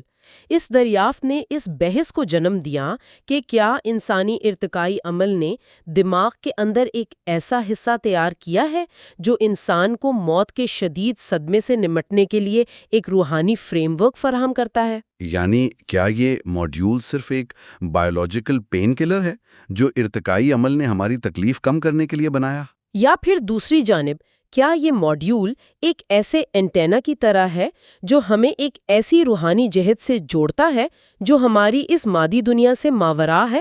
اور جب ہم دماغ کے اس اینٹینا کی طرح کام کرنے اور اس کے کسی ماورائی جہت سے جڑنے کی بات کرتے ہیں تو مشہور ماہر نفسیات کارل ینگ کے نظریات کا تذکرہ ناگزیر ہو جاتا ہے۔ کارل ینگ کے کام نے ڈاکٹر موڈی کی اس پوری گفتگو پر انتہائی گہرا اثر ڈالا ہے۔ ان نے خود 1944 میں ایک شدید ہارٹ اٹیک کے بعد موت کے قریب کا تجربہ کیا تھا۔ ان کا یہ ذاتی تجربہ ان کے نفسیاتی نظریات کے ساتھ مل کر ایک بہت طاقتور بیانیہ بناتا ہے۔ 1944 کا وہ تجربہ واقعی تاریخ کے اہم ترین درج شدہ تجربات میں سے ایک ہے۔ کارل ینگ کا ماننا تھا کہ ذہن محض ہڈیوں کے ایک ڈھانچے کے اندر بند اعصابی خلیوں کا مجموعہ نہیں ہے۔ ان کے مطابق انسانی ذہن کا گہرا ترین حصہ ایک ایسی روحانی جہت سے جڑا ہوا ہے جو وقت اور جگہ کی موجودہ طبعی حدود سے بالاتر ہے، جسے وہ اجتماعی لاشعور یا کلیکٹیو انکانشس بھی کہتے ہیں۔ انہوں نے اس بات پر زور دیا کہ ہم سب لاشعوری سطح پر ایک دوسرے سے اور اس کائنات کی ایک وسیع تر حقیقت سے جڑے ہوئے ہیں۔ اور جنگ کے یہ نظریات ڈاکٹر موڈی کی اس تحقیق کو ایک بہت مضبوط فلسفیانہ بنیاد فراہم کرتے ہیں کہ شعور موت کے وقت جسمانی حدود کو پار کرنے کی مکمل صلاحیت رکھتا ہے۔ اور یہی وجہ ہے کہ کمرے میں موجود دیگر لوگ بھی اس توانائی کی لہر کو محسوس کر سکتے ہیں، کیونکہ وہ سب اس وسیع تر حقیقت کا حصہ ہیں۔ اگر ہم آج کی اس جامع اور تفصیلی گفتگو کے اہم ترین نکات کو سمیٹیں تو ہم نے ڈاکٹر موڈی کے ذاتی تجربے سے آغاز کیا کہ کس طرح مدرز ڈے پر ان کی والدہ کی موت نے انہیں ایک کلینیکل محقق سے ایک ذاتی مشاہدہ کار میں تبدیل کر دیا۔ ہم نے دیکھا کہ بیبی بومرز نے کس طرح ہسپتالوں میں موت کی میڈیکلائزیشن کے خلاف رد عمل ظاہر کیا اور ثقافتی خاموشی کو توڑا۔ پھر ہم نے سوزن بلیک مور کے ڈائنگ برین ہائپوتھیسس اور ڈاکٹر بروس گریسن کی فلٹر تھیوری کے درمیان موجود سائنسی بحث کا غیر جانبدارانہ جائزہ لیا اور آخر میں گاڈ ماڈیول اور کارل یونگ کے نظریات پر بات کی۔ اس سب کو مد نظر رکھتے ہوئے اس سے ایک بہت اہم سوال پیدا ہوتا ہے جو ہم سب کی توجہ کا متقاضی ہے، ایک ایسا خیال جس پر ہمیں واقعی غور کرنا چاہیے۔ وہ کیا؟ اگر تاریخ کے آغاز سے انسان موت کے وقت اس طرح کے روحانی اور مشترکہ تجربات محسوس کرتا آیا ہے اور خاندان کے لوگ ایک دوسرے کے دکھ میں شریک ہو کے اس بلند توانائی کا اجتماعی تجربہ کرتے رہے ہیں، تو کیا یہ ممکن ہے کہ آج کی جدید دنیا میں ہسپتالوں کے بند کمروں کی تنہائی دراصل موت کے عمل کی ایک غیر فطری حالت ہو؟ یہ تو بہت گہری بات ہے۔ کیا ہم نے موت کو مکمل طور پر ایک طبی اور مشینی عمل بنا کر اس کی وہ قدرتی روحانی طاقت چھین لی ہے جو اس عبوری مرحلے کا حصہ تھی؟ کیا ہم نے وہ مشترکہ انسانی تعلق کھو دیا ہے جو پچھلی صدیوں میں انسانوں کو ایک دوسرے کے حتمی سفر میں جوڑے رکھتا تھا؟ یہ واقعی ایک بہت بڑا لمحہ فکریہ ہے جو انسانی شعور اور جدید طب کے درمیان تعلق پر کئی نئے سوالات کھڑے کرتا ہے۔ یہ سوال جدیدیت اور ہماری قدرتی روحانی جڑوں کے درمیان اس تصادم کو نمایاں کرتا ہے جس پر آج کے دور میں غور کرنا انتہائی ضروری ہو چکا ہے۔ بالکل۔ ہم مشترکہ موت کے تجربے کے عناصر کے تکنیکی پہلوؤں کا تفصیلی مطالعہ کریں گے، جس میں ہم ان پیچیدہ عوامل پر بات کریں گے جنہیں کتاب میں جیومیٹری کی تبدیلی اور پراسرار روشنی کے نام سے بیان کیا گیا ہے۔ یہ آئندہ گفتگو اس موضوع کے سائنسی اور ماورائی پہلوؤں کو سمجھنے کے لیے نہایت اہم ثابت ہوگی۔ اپنا خیال رکھیے اور ہمارے ساتھ اس جستجو کو جاری رکھیے۔ پچھلے حصوں میں ان تجربات کے ذاتی اثرات کو سمجھنے کے بعد اب توجہ ان بنیادی اور سختی عناصر کی طرف مبکوس جا رہی ہے جو مشترکہ موت کے تجربے یعنی شیئرڈ ڈیتھ ایکسپیرینس کی تشکیل کرتے ہیں۔ بالکل، اور یہ وہ عناصر ہیں جو دراصل اس پورے تجربے کا بنیادی ڈھانچہ ہے۔ صحیح، تو چلیں اس بات کی تہہ تک پہنچتے ہیں۔ آج کی اس گفتگو کا محور ڈاکٹر ریمنڈ موڈی کی مشہور کتاب گلمپسز آف ایٹرنٹی کا چوتھا باب ہے۔ جی، جس کا عنوان ہے مشترکہ موت کے تجربے کے عناصر، اور اس کا مقصد واقعی بہت واضح ہے۔ ہاں، ہمارا بنیادی مقصد ان 7 کالمگیر عناصر کا تجزیہ کرنا ہے جو موت کے وقت بستر کے قریب موجود افراد یا میدان جنگ میں موجود لوگوں کے ساتھ پیش آتے ہیں۔ اور یہ معلومات واقعی زندگی اور موت کے بارے میں ایک بالکل نیا اور گہرا زاویہ فراہم کریں گی۔ یعنی بغیر کسی غیر ضروری معلومات کے انبار کے ہم سیدھا اس حقیقت کو سمجھیں گے جو انسانی شعور کی بنیاد ہے۔ لیکن یہاں سب سے پہلا سوال یہ پیدا ہوتا ہے کہ کیا اس تجربے کی کوئی مخصوص چیک لسٹ ہے؟ یہاں جو بات سب سے زیادہ حیران کن ہے وہ یہ ہے کہ عام یہ تجربات کسی ایک طے شدہ راستے پر نہیں چلتے۔ اچھا، مطلب کوئی فارم نہیں ہے جسے فل کرنا ہو؟ بالکل نہیں، کوئی ایسی چیک لسٹ نہیں ہے جس پر باری باری ٹک لگایا جا سکے۔ اس کے بجائے یہ تجربات ایک اسپیکٹرم کی طرح ہیں۔ ایک اسپیکٹرم کی طرح، یعنی اس کی شدت مختلف ہو سکتی ہے؟ جی ہاں، جہاں شدت اور احساسات ہر انسان کے لیے مختلف ہو سکتے ہیں۔ کسی کو اس اسپیکٹرم کا صرف ایک چھوٹا سا حصہ محسوس ہوتا ہے، جبکہ کسی کو ایک مکمل اور وسیع تجربہ ہوتا ہے۔ تو اس اسپیکٹرم کو ٹھیک سے سمجھنے کے لیے کتاب میں کیا بنیاد بنائی گئی ہے؟ کتاب میں ایک فرضی لیکن انتہائی نمائندہ کہانی بیان کی گئی ہے جسے ہم جین کی کہانی کہہ سکتے ہیں۔ یہ ایک full blown share death experience کو سمجھنے کے لیے بہترین مثال ہے۔ ٹھیک ہے، اگر ہم جین کی کہانی کو ایک بنیادی ڈھانچے کے طور پر استعمال کریں جہاں وہ اپنے مرنے والے شوہر کے بستر کے پاس بیٹھی ہے، تو پہلا عنصر جو کتاب بیان کرتی ہے وہ کیا ہے؟ وہ پہلا عنصر کمرے کی فزیکل جگہ یا جیومیٹری میں تبدیلی ہے۔ یہاں بات واقعی بہت دلچسپ ہو جاتی ہے۔ عام ایک لاجیکل دماغ اس بات کو قبول کرنے میں تھوڑی ہچکچاہٹ محسوس کرتا ہے۔ وہ اس لیے کیونکہ ہم فزیکل قوانین کے عادی ہیں۔ بالکل، جس کمرے میں سالوں گزرے ہوں اچانک اس کی دیواریں اور شکل کیسے بدل سکتی ہے؟ کیا یہ محض شدید جذباتی دباؤ اور تھکاوٹ کا نتیجہ نہیں ہو سکتا جہاں دماغ ریالٹی کو ٹھیک سے پروسیس نہیں کر پا رہا؟ یہ ایک انتہائی معقول دلیل ہے۔ شدید جذباتی دباؤ یا دکھ یقیناً انسانی ادراک کو متاثر کرتا ہے، لیکن تحقیق میں شامل گواہوں نے جو بیان کیا ہے وہ صرف ذہنی الجھن یا تھکاوٹ کا نتیجہ نہیں لگتا۔ تو پھر لوگ کیا محسوس کرتے ہیں؟ لوگ بتاتے ہیں کہ کمرہ واقعی پھیلتا ہوا محسوس ہوتا ہے یا دیواریں اپنی اصلی حالت میں نہیں رہتی۔ ایسا لگتا ہے جیسے فزیکل دنیا کے قوانین کچھ لمحات کے لیے معطل ہو گئے ہوں۔ عام، واقعی، مطلب ساخت ہی بدل جاتی ہے۔ ہاں، کچھ دستاویزی واقعات میں تو یہاں تک کہا گیا کہ ایسا لگا جیسے کمرے میں کسی دوسری ڈائمینشن کا کوئی خفیہ دروازہ یا ہیچ کھل گیا ہو۔ لیکن پھر وہی بات آتی ہے کہ اسے ہیلوسینیشن کیوں نہیں کہا جا سکتا؟ اس تبدیلی کو ہم صرف ہیلوسینیشن نہیں کہہ سکتے، کیونکہ بعض اوقات ایک ہی کمرے میں موجود ایک سے زیادہ افراد بالکل ایک جیسی تبدیلی رپورٹ کرتے ہیں۔ اچھا، یعنی ایک ہی وقت میں متعدد لوگ ایک ہی چیز دیکھ رہے ہوتے ہیں۔ بالکل، اور یہ اس بات کی علامت ہے کہ انسانی دماغ اور حواس اچانک کسی ایسی فریکوینسی پر کام کرنے لگتے ہیں جو ہماری عام تین باڈی دنیا سے ماورا ہے۔ اگر ایک سے زیادہ لوگ ایک ہی وقت میں کمرے کی شکل بدلتے ہوئے دیکھ رہے ہیں تو واقعی اسے صرف ایک انفرادی ہیلوسینیشن کہہ کر رد کرنا مشکل ہو جاتا ہے۔ جی، اور جب آس پاس کی فزیکل جگہ اس طرح اپنی شکل بدل لے تو وہاں موجود انسان کے حواس کا مکمل زاویہ بدل جاتا ہے۔ تو جینی کے واقعے میں اس نے اس بدلی ہوئی جیومیٹری کے اندر خود کو کس حال میں پایا؟ جینی نے محسوس کیا کہ کمرے کا ماحول اچانک انتہائی پرسکون ہو گیا ہے، اور اس کے ساتھ ہی ایک اور اہم عنصر سامنے آتا ہے، وہ کیا؟ صوفیانہ روشنی اور موسیقی۔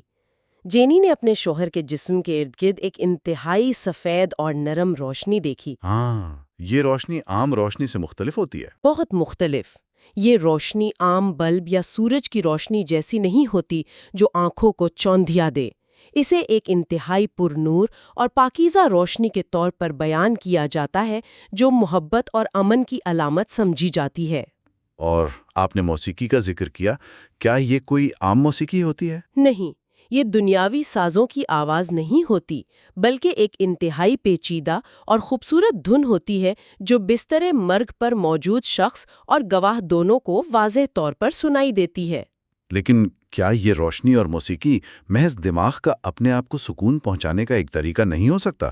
عام جب دماغ ایک شدید ٹراما سے گزر رہا ہوتا ہے۔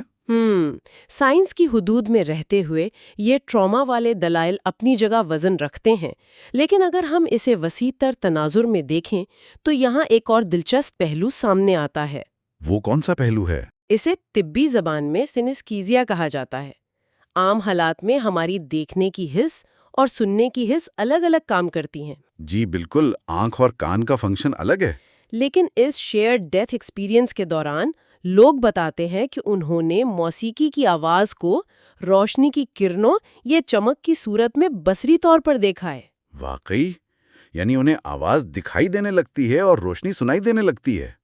یہ تو بہت ہی عجیب بات ہے۔ ہاں، نیورولوجی کے مطابق جب دماغ کے مختلف حصوں کے درمیان کنیکشنز اچانک بہت تیزی سے کراس وائر ہوتے ہیں تو ایسی حالت پیدا ہوتی ہے۔ تو سوچنے کی بات یہ ہے کہ موت کے وقت اچانک گواہ کا دماغ اتنی ہائی فریکوینسی پر کیوں چلا جاتا ہے کہ حواس آپس میں اس طرح مل جائیں؟ بالکل، اور یہ اشارہ کرتا ہے کہ دماغ صرف کسی دکھ سے نہیں نمٹ رہا، بلکہ کسی وسیع تار اور غیر معمولی واقعے کو پروسیس کر رہا ہے۔ واقعی نیورولوجی کا ایک پیچیدہ اور حیران کن حصہ ہے، اور جین کے کیس میں بھی اسے وہی روشنی نظر آئی جس نے اس کے خوف کو ختم کر دیا۔ جی ہاں، اور یہاں سے ہم کتاب میں بیان کردہ ایک ایسے عنصر کی طرف آتے ہیں جو شاید سب سے زیادہ ناقابل یقین معلوم ہوتا ہے۔ آپ جسم سے باہر ہونے کے تجربے کی بات کر رہی ہیں؟ بالکل، آؤٹ آف باڈی ایکسپیرینس اور مرنے والے کے ساتھ اس کی پوری زندگی کا مشترکہ جائزہ لینا۔ لوگ یہ دعویٰ کرتے ہیں کہ انہیں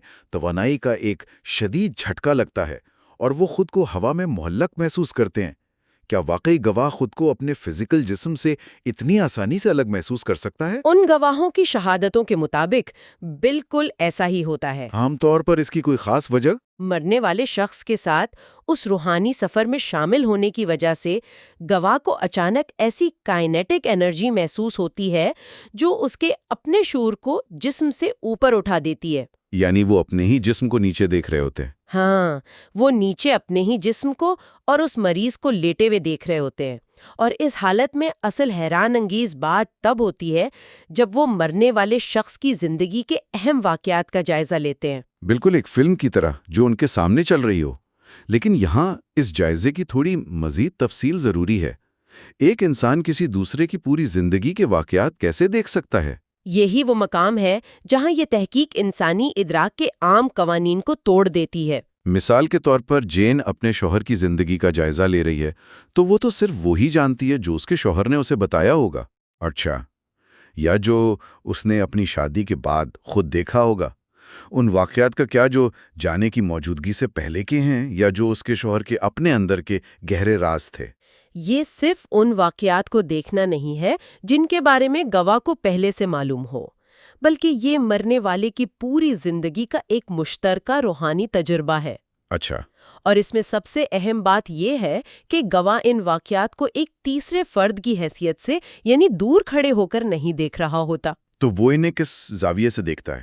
وہ انہیں بالکل اسی زاویے، اسی احساس اور انہی جذبات کے ساتھ محسوس کرتا ہے جیسے مرنے والا خود محسوس کر رہا تھا. اسے سائیکالوجی میں کو لیونگ کہا گیا ہے.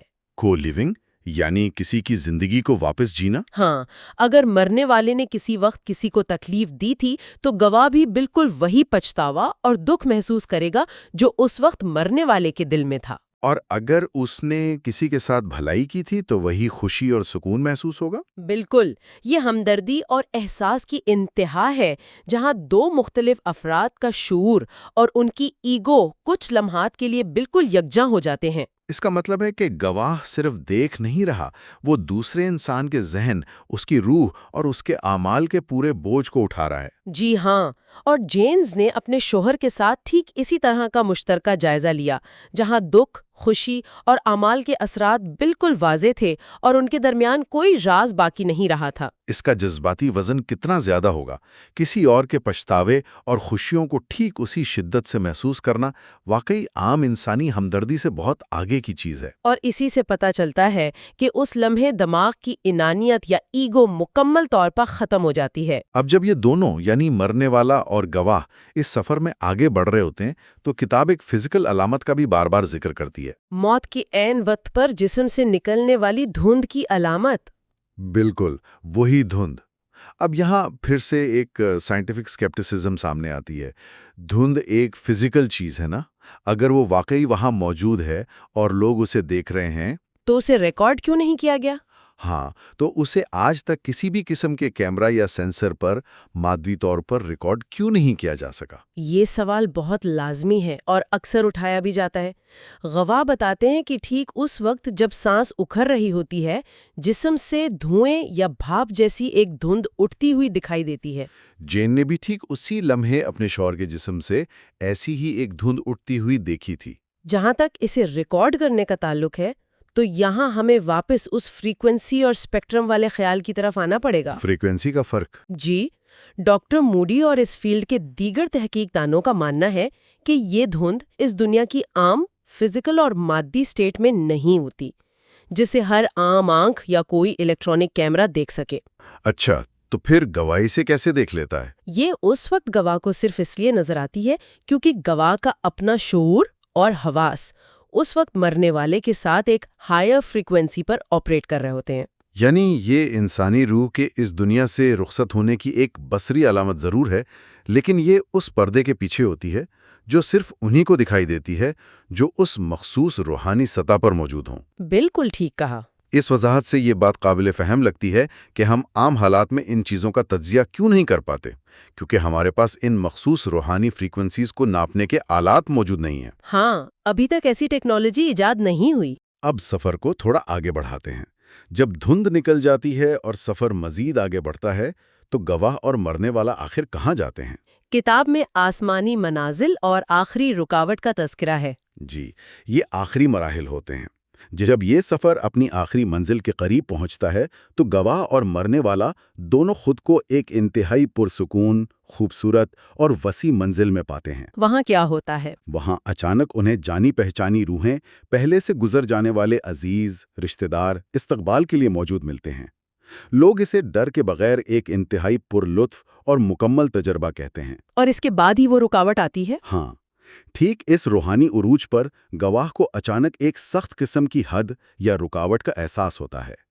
یہ رکاوٹ تصورات میں کوئی دیوار بھی ہو سکتی ہے، کوئی دریا، روشنی کا کوئی دائرہ یا محض ایک ناقابل عبور جذباتی احساس. تو جینی کی کہانی میں اس رکاوٹ کو کس طرح دکھایا گیا؟ جب وہ اپنے شوہر کے ساتھ ان منازل کو دیکھتے ہوئے آگے بڑھ رہی تھیں تو اسے اچانک ایک ایسی ہی نہ دکھنے والی رکاوٹ کا سامنا کرنا پڑا۔ اسے پوری طرح احساس ہو گیا کہ وہ اس سے آگے ایک قدم بھی نہیں بڑھ سکتی۔ یہ رکاوٹ محض ایک راستہ بند ہونے کی بات نہیں لگتی، اس کا اپنا ایک گہرا جذباتی اور ذہنی وزن ہوگا۔ بالکل ہوتا ہے۔ جب کوئی انسان کسی ایسے مقام پر کھڑا ہو جہاں اسے معلوم ہو کہ اس کے اس پار موت کی مکمل حقیقت ہے، تو گواہ کا ذہن اسے کس طرح برداشت کرتا ہے؟ اس کا تجزیہ واقعی گہرائی سے کرنے کی ضرورت ہے۔ کیا یہ رکاوٹ موت اور زندگی کو الگ کرنے کی کوئی قدرتی سائیکولوجیکل میکانزم ہے جو گواہ کو واپس فزیکل دنیا میں لانے پر مجبور کرتی ہے؟ یہ رکاوٹ محض ایک فزیکل دیوار نہیں ہے، بلکہ یہ انسانی شعور کے لیے پوائنٹ آف نو ریٹرن کی علامت ہے۔ پوائنٹ آف نو ریٹرن، واپس نہ آنے کا مقام۔ جی ہاں، گواہ کو اس مقام پر اچانک مکمل طور پر یہ احساس اور یقین ہو جاتا ہے کہ اس کے مرنے والے عزیز کی روح اب اس دنیا سے مکمل طور پر آزاد ہو چکی ہے۔ اور گواہ خود آگے نہیں جا سکتا۔ نہیں، اس سرحد کے اس پار صرف وہی جا سکتا ہے جس کا اس مادی دنیا میں وقت مکمل ہو چکا ہو۔ گواہ کو یہ جذباتی اور روحانی پیغام مل جاتا ہے کہ اس کی ذمہ داریاں ابھی اس جسمانی دنیا میں باقی ہیں۔ تو اسے واپس آنا پڑتا ہے۔ بالکل، اس کا سفر ابھی ختم نہیں ہوا، اس لیے اسے واپس جانا ہوگا۔ جین نے بالکل یہی احساس اپنی کہانی میں بیان کیا۔ اسے پتہ چل گیا تھا کہ اس کے شوہر نے رکاوٹ کو عبور کر لیا ہے۔ ہاں، اور اب جین کو زندگی کی طرف واپس آنا ہے۔ اس گہرے احساس کے ساتھ ہی وہ روحانی تجربہ وہاں ختم ہوتا ہے۔ اور پھر کیا ہوتا ہے؟ گواہ تیزی سے ایک جھٹکے کے ساتھ اپنے جسمانی وجود اور عام دنیا کی ریالٹی میں واپس آ جاتا ہے۔ اس سفر کی وسعت اور ان تمام عناصر پر جب انسان گہرائی سے غور کرتا ہے تو ایک انتہائی اہم سوال سامنے آتا ہے۔ جی، وہ کیا؟ ان تجربات کا ان لوگوں کی باقی زندگی پر کیا اثر پڑتا ہے جو زندہ بچ جاتے ہیں اور فزیکل دنیا میں واپس آ جاتے ہیں؟ یہ ایک بہت ہی بنیادی نتیجہ ہے ان تجربات کا۔ کیونکہ جب کسی نے اپنی آنکھوں سے یا اپنے شعور سے زندگی اور موت کی سرحد کو اتنے قریب سے دیکھ لیا ہو، انہوں نے وہ سفید روشنی، وہ پیچیدہ موسیقی اور وہ جیومیٹری کی تبدیلی محسوس کی ہو، ہاں، تو عام روزمرہ کی زندگی میں واپس آنا اور وہی پرانا انسان رہنا تو ناممکن لگتا ہے۔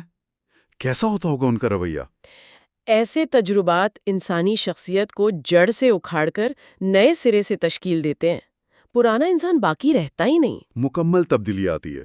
بالکل، اس کا سب سے بڑا اور واضح اثر یہ ہوتا ہے کہ موت کا خوف، جو انسانی فطرت کا سب سے بڑا خوف ہے، وہ مکمل طور پر ہمیشہ کے لیے ختم ہو جاتا ہے۔ ڈر ختم ہو جاتا ہے۔ جی، جو لوگ ان تجربات سے گزرتے ہیں وہ موت کو کسی عذاب، ڈر یا تباہی کے طور پر نہیں دیکھتے۔ تو وہ اسے کیا سمجھتے ہیں؟ وہ اسے ایک انتہائی فطری، خوبصورت اور پرامن روحانی تبدیلی سمجھتے ہیں، اور اس کا نتیجہ یہ نکلتا ہے کہ ان کی باقی کی زندگی کا مقصد ہی بدل جاتا ہے۔ کتاب میں اس حوالے سے کوئی خاص مثال ہے؟ ہاں، کتاب میں جون نام کی ایک اور خاتون کی مثال دی گئی ہے جس کے والد اپنی پوری زندگی میں ایک انتہائی سخت مزاج اور غصے والے انسان رہے۔ اچھا، لیکن موت کے آخری وقت میں ان کے رویے میں اچانک نرم اور شفقت بھری تبدیلی آئی؟ بالکل، جب جون نے ان کی آخری سانسوں کے دوران مشترکہ موت کا تجربہ محسوس کیا تو اس نے دیکھا کہ اس کے والد کی روح کتنی آزاد، پرسکون اور پرمسرت تھی۔ اس تجربے نے جون پر کیا اثر چھوڑا؟ اس تجربے نے جون کو نہ صرف اس دکھ سے شفا دی بلکہ اس کے دل سے اپنے والد کے خلاف باقی رہنے والی تمام تلخیاں ہمیشہ کے لیے مٹا دیں۔ یہ تو واقعی ایک روحانی شفا ہے۔ جی، اس طرح کے تجربات کے بعد لوگ مادیت پرستی یعنی صرف پیسہ اور پاور جمع کرنے کی دوڑ سے ہٹ کر ایک بامقصد زندگی اور خالص انسانی خدمت کی طرف راغب ہو جاتے ہیں۔ اس ساری گفتگو کو اور جین اور جون کی مثالوں کو دیکھتے ہوئے لگتا ہے کہ یہ 7 عناصر دراصل مل کر ایک ہی عظیم پہلو کی طرف بار بار اشارہ کر رہے ہیں۔ اور وہ پہلو ہے انسانی شعور کی درمیانی کشش اور انٹر کنیکٹڈنس۔ یعنی ہم آپس میں روحانی طور پر کتنی گہرائی سے جڑے ہوئے ہیں۔ بے شک ہمارے جسم الگ ہیں، لیکن ہمارا شعور کہیں نہ کہیں ایک دوسرے سے جڑا ہوا ہے۔ اور یہی اس کتاب کا اور اس ساری تحقیق کا اصل نچوڑ ہے۔ یہ تجربات یہ ثابت کرتے ہیں کہ شعور اور روح کسی جسم کے محتاج نہیں ہیں۔ وہ آزاد ہیں۔ ہاں، یہ ایک ایسی سطح پر پرواز کرتے ہیں جہاں جسمانی فاصلے یا مادی حدود معنی نہیں رکھتے۔ ہم سب الگ الگ جزیرے نہیں ہیں، بلکہ ایک انتہائی وسیع تر اور گہرے سمندر کا حصہ ہیں۔ اور موت اس سمندر کے پانی کو الگ نہیں کرتی، بلکہ اسے ایک نئی شکل دے دیتی ہے۔ بالکل ٹھیک فرمایا آپ نے۔ اس پرمغز تجزیے کو سمیٹتے ہوئے ایک بالکل نیا اور تھوڑا فیوچرسٹ پہلو ذہن میں آتا ہے۔ اب تک ہم نے اس فریکوینسی، اس شعور کے ہائر طیارے اور اس عظیم تر روحانی حقیقت کی بات کی ہے جو صرف موت کے قریب والے لمحات میں خود بخود ایکٹیویٹ ہوتی ہے۔ لیکن مستقبل کے حوالے سے غور کریں تو یہ ایک اہم سوال کو جنم دیتا ہے۔ کیسا سوال؟ اگر موت کے وقت موجود یہ عناصر جیسے روشنی اور دھند واقعی دماغ کے اندر کسی گاڈ ماڈیول کا حصہ ہیں اور انسانی شعور موت کے بعد بھی کسی اعلیٰ روحانی حقیقت کے ساتھ مشترکہ طور پر جڑا ہوا ہے، جی، تو کیا ہماری یہ موجودہ جسمانی زندگی دراصل اس عظیم تر روحانی سفر کا محض ایک چھوٹا سا حصہ نہیں؟ یہ واقعی ایک ایسی فکر انگیز اور وسیع سوچ ہے جو مستقبل کی تحقیق کا پورا راستہ طے کر سکتی ہے۔ کیا کبھی انسانی سائنس اس مخصوص روحانی فریکوینسی میں ڈائریکٹ ٹیون ان کر پائے گی بغیر کسی کے موت کے بستر کے قریب گئے؟ سائنس اور روحانیت کا یہ پل کیسے بنے گا، یہ آنے والا وقت ہی بتائے گا۔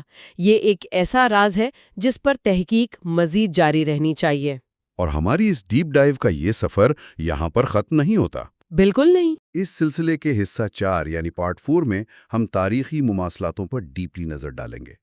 اس کا مقصد یہ جاننا ہوگا کہ آج جسے ہم شیئرڈ ڈیتھ ایکسپیرینسز کہہ رہے ہیں، ماضی کی قدیم تہذیبیں اور ہزاروں سال پہلے کے لوگ انہی صوفیانہ مظاہر اور عناصر کو کس نظر سے دیکھتے تھے۔ کیا ان کے ہاں بھی انہی 7 عناصر کا ذکر موجود تھا؟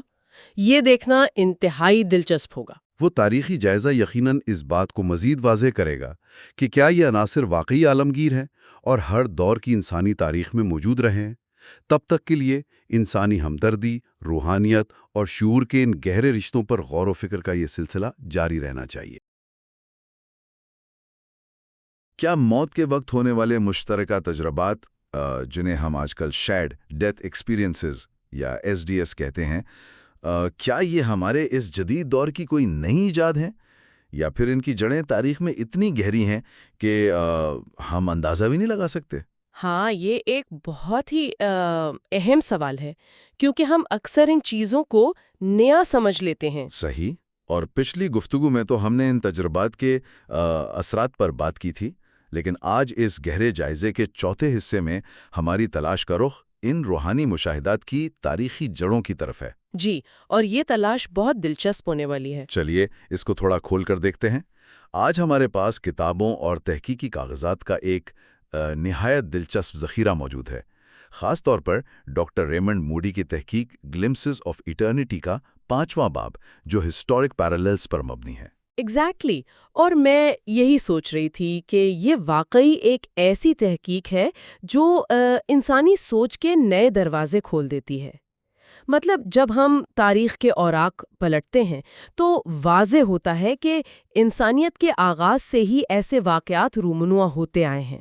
یعنی یہ کوئی آج کل کے سوشل میڈیا کا ٹرینڈ نہیں ہے؟ بالکل نہیں۔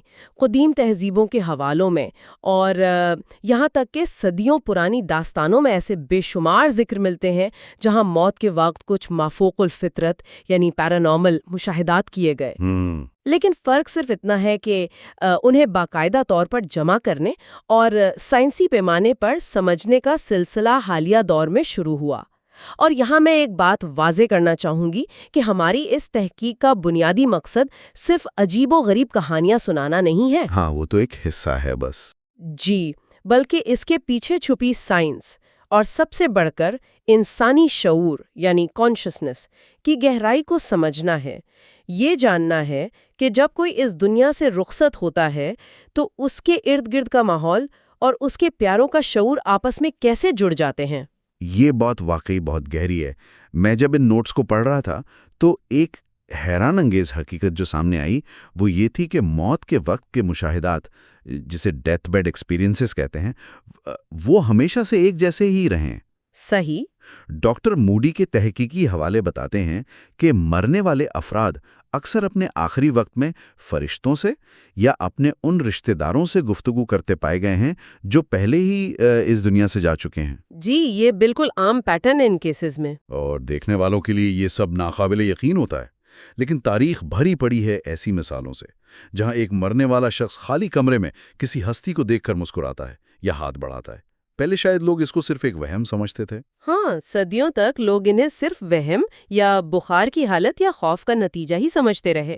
یہاں جو سب سے حیرت انگیز بات ہے وہ یہ ہے کہ یہ واقعات کسی ایک خطے یا کسی ایک دور تک محدود نہیں ہے۔ مطلب دنیا کے ہر کونے میں۔ ایگزیکٹلی۔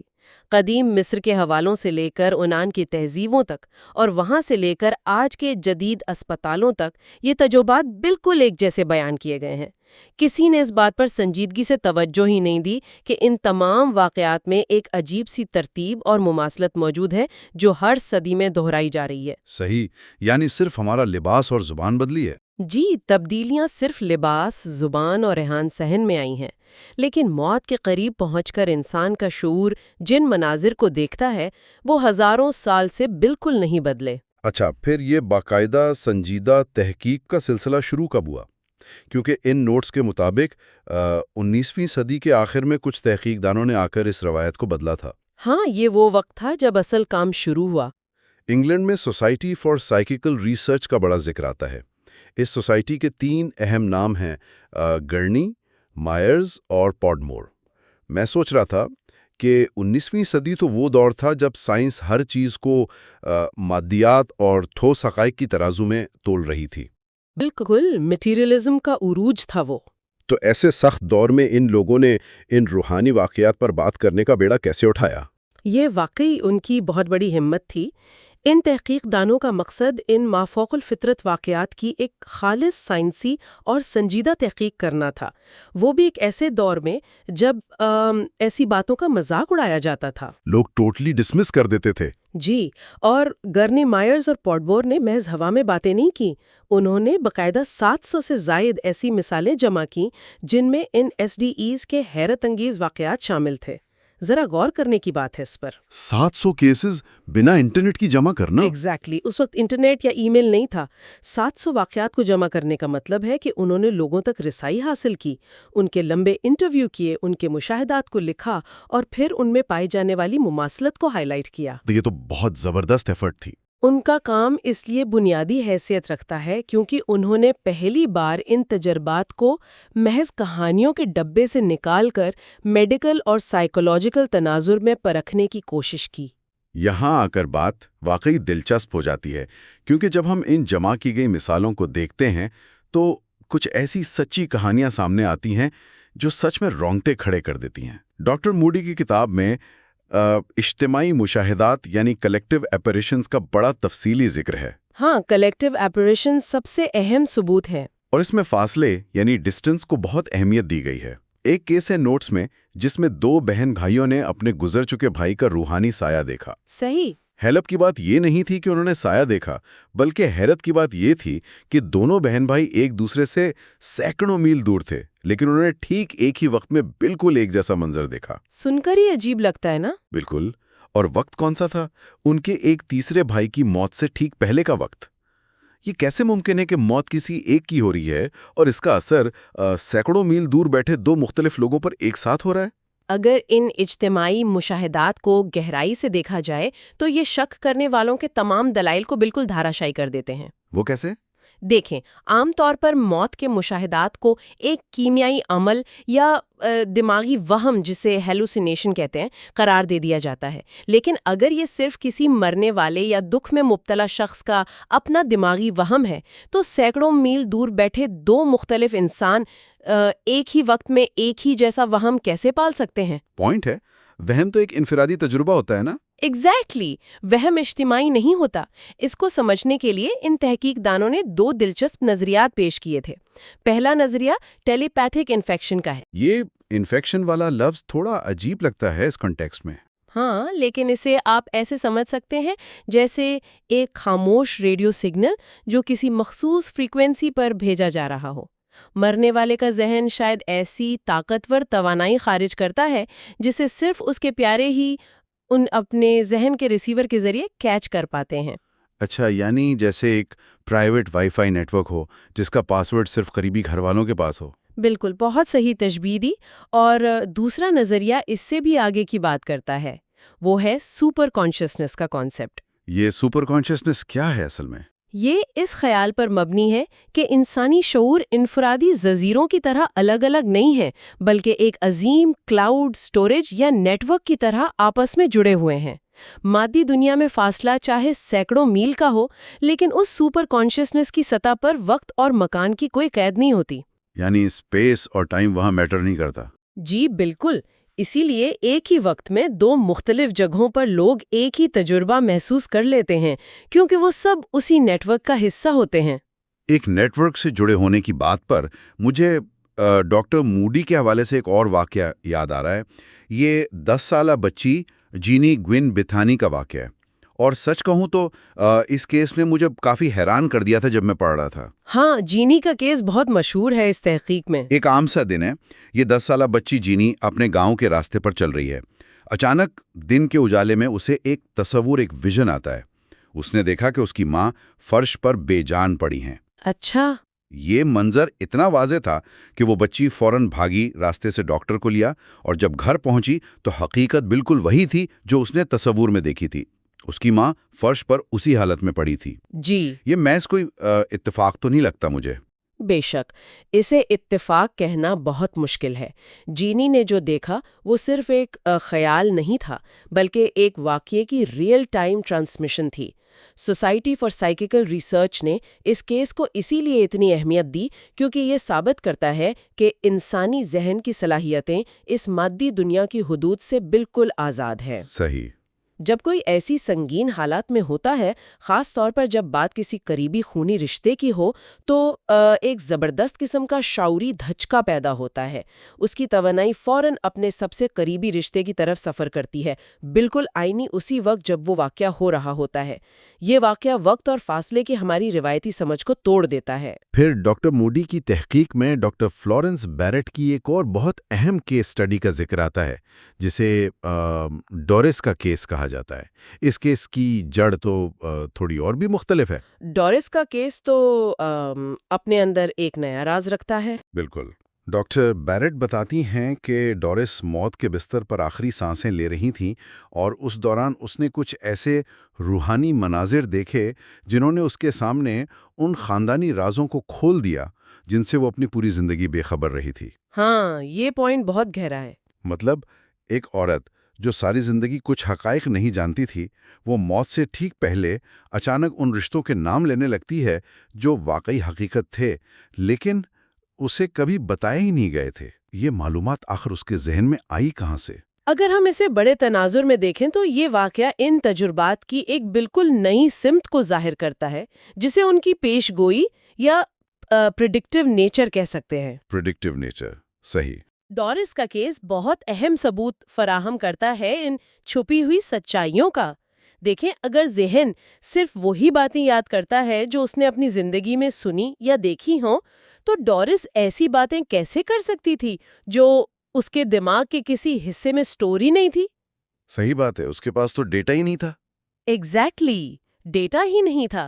یہ اس بات کا واضح اشارہ ہے کہ جب موت قریب آتی ہے تو شعور اپنی ان مادی سرحدوں سے باہر نکل کر ایک ایسے عظیم شعوری خزانے سے جڑ جاتا ہے جہاں تمام حقائق موجود ہیں۔ تو یعنی ذہن صرف دماغ تک محدود نہیں ہے۔ اس کا سیدھا سا مطلب یہ نکلتا ہے کہ ہمارا شعور کسی فزیکل برین یعنی اس مادی دماغ کا محتاج نہیں ہے۔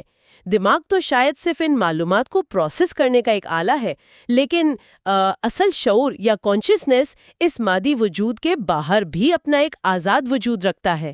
اور اسی تحقیق کو آگے بڑھاتے ہوئے بعد میں سر ولیم بیرٹ نے ان نتائج کو باقاعدہ شائع کیا تھا۔ سر ولیم بیرٹ نے خاص طور پر ایک بات پر بہت زور دیا تھا جو نوٹس میں بالکل واضح طور پر لکھی ہے کہ موت کا سفر دردناک یا خوفناک نہیں ہوتا۔ یہ ان کی تحقیق کا سب سے بڑا حصہ تھا۔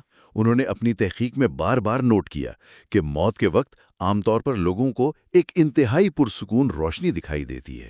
انہیں فرشتوں جیسی ہستیاں یا نورانی وجود نظر آتے ہیں جو آ کر انہیں تسلی دیتے ہیں۔ جی، سر بیرٹ کے مطابق یہ واقعات انسان کو موت کے اس شدید خوف سے آزاد کر دیتے ہیں جو پوری زندگی اس پہ مسلط رہتا ہے۔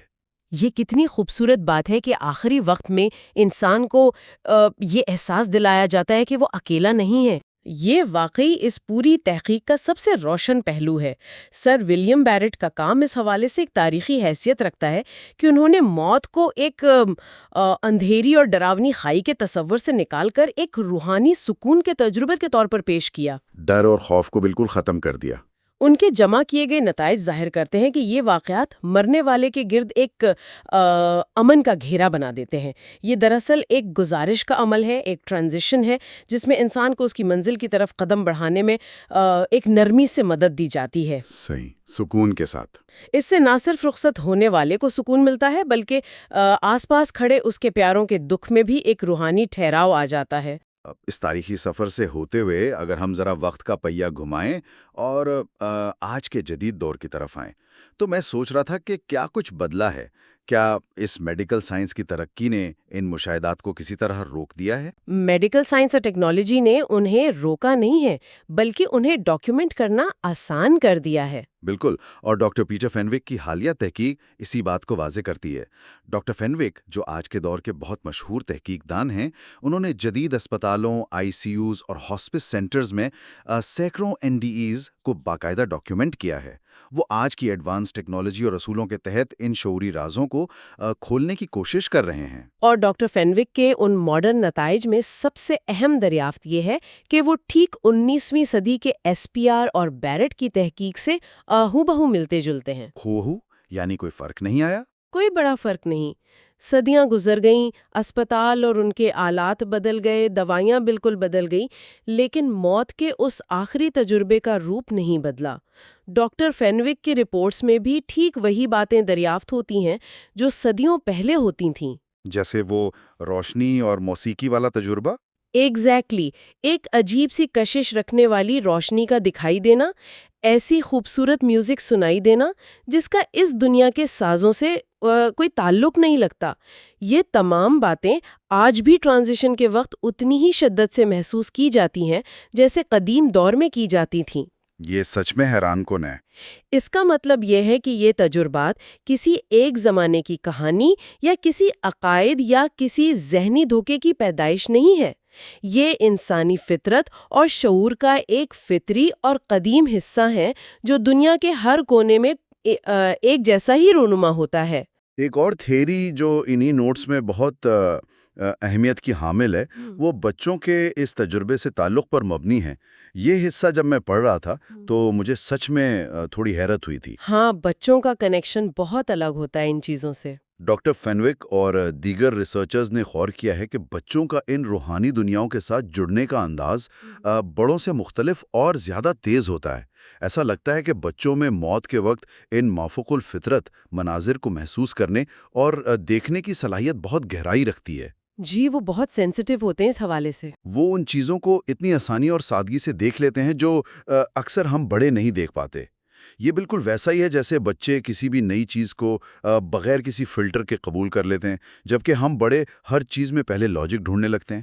اس کی کیا وجہ ہو سکتی ہے؟ اس کی وجہ دراصل ان کی نفسیاتی اور روحانی پاکی میں چھپی ہے۔ اصل میں بچوں کا شعور اس دنیا کی مادیات اور تنگ نظری سے ابھی آلودہ نہیں ہوا ہوتا۔ یعنی ان کا دماغ کلیئر ہوتا ہے ان سب فضول باتوں سے۔ ایگزیکٹلی۔ ان کے ذہن پر ہماری طرح شک و شبہ اور کیا ممکن ہے اور کیا نہیں کی پابندیاں نہیں ہوتی۔ ان کا دماغ ایک کھلی کھڑکی کی طرح ہوتا ہے۔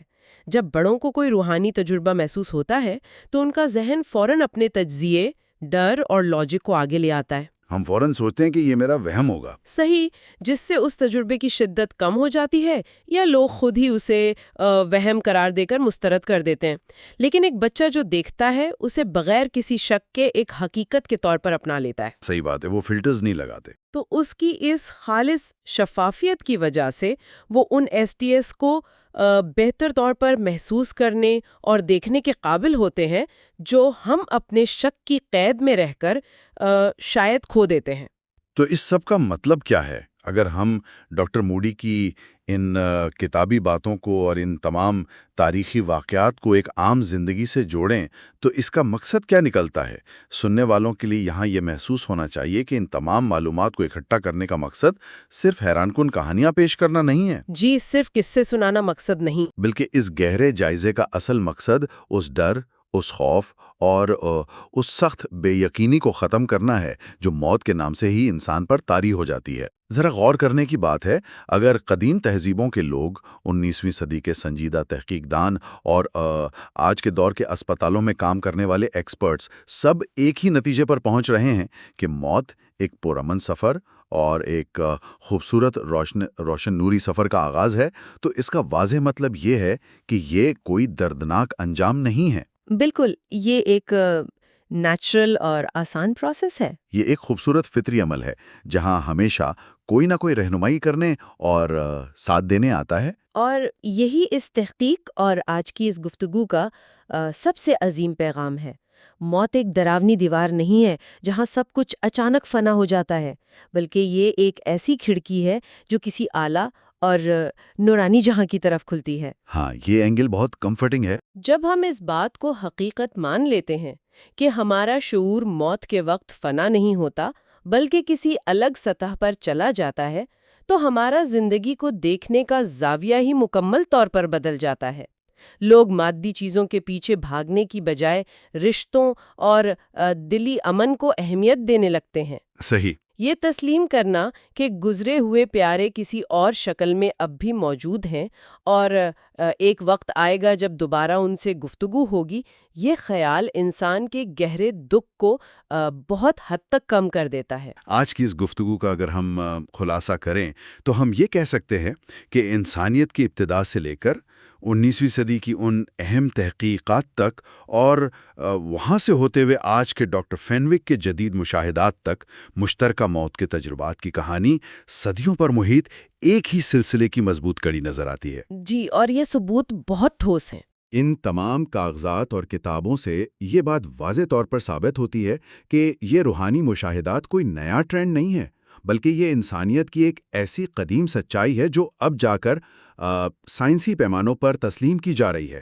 ہم دھیرے دھیرے اس حقیقت کو پھر سے سمجھ رہے ہیں جو قدیم دور کے لوگ شاید ہم سے بہتر جانتے تھے۔ صحیح کہا، ہم اصل میں اپنی ہی پرانی وزڈم کو واپس ڈھونڈ رہے ہیں۔ اور اسی تسلسل کے ساتھ ہم اس گہرے جائزے کے اگلے حصے کی طرف بڑھنے کی تیاری کریں گے۔ ان تجربات کی تاریخ اور ان کے روحانی پہلو جان لینے کے بعد ظاہر ہے ذہن میں کئی اور دلچسپ سوالات اٹھتے ہیں۔ بالکل، اور ان سوالات کے جوابات ڈھونڈنا بھی اتنا ہی ضروری ہے۔ اس ڈیپ ڈائیو کے پارٹ 5 میں ہم ان سب سے عام اور ضروری مشترکہ موت کے تجربات پر سوالات کا احاطہ کریں گے۔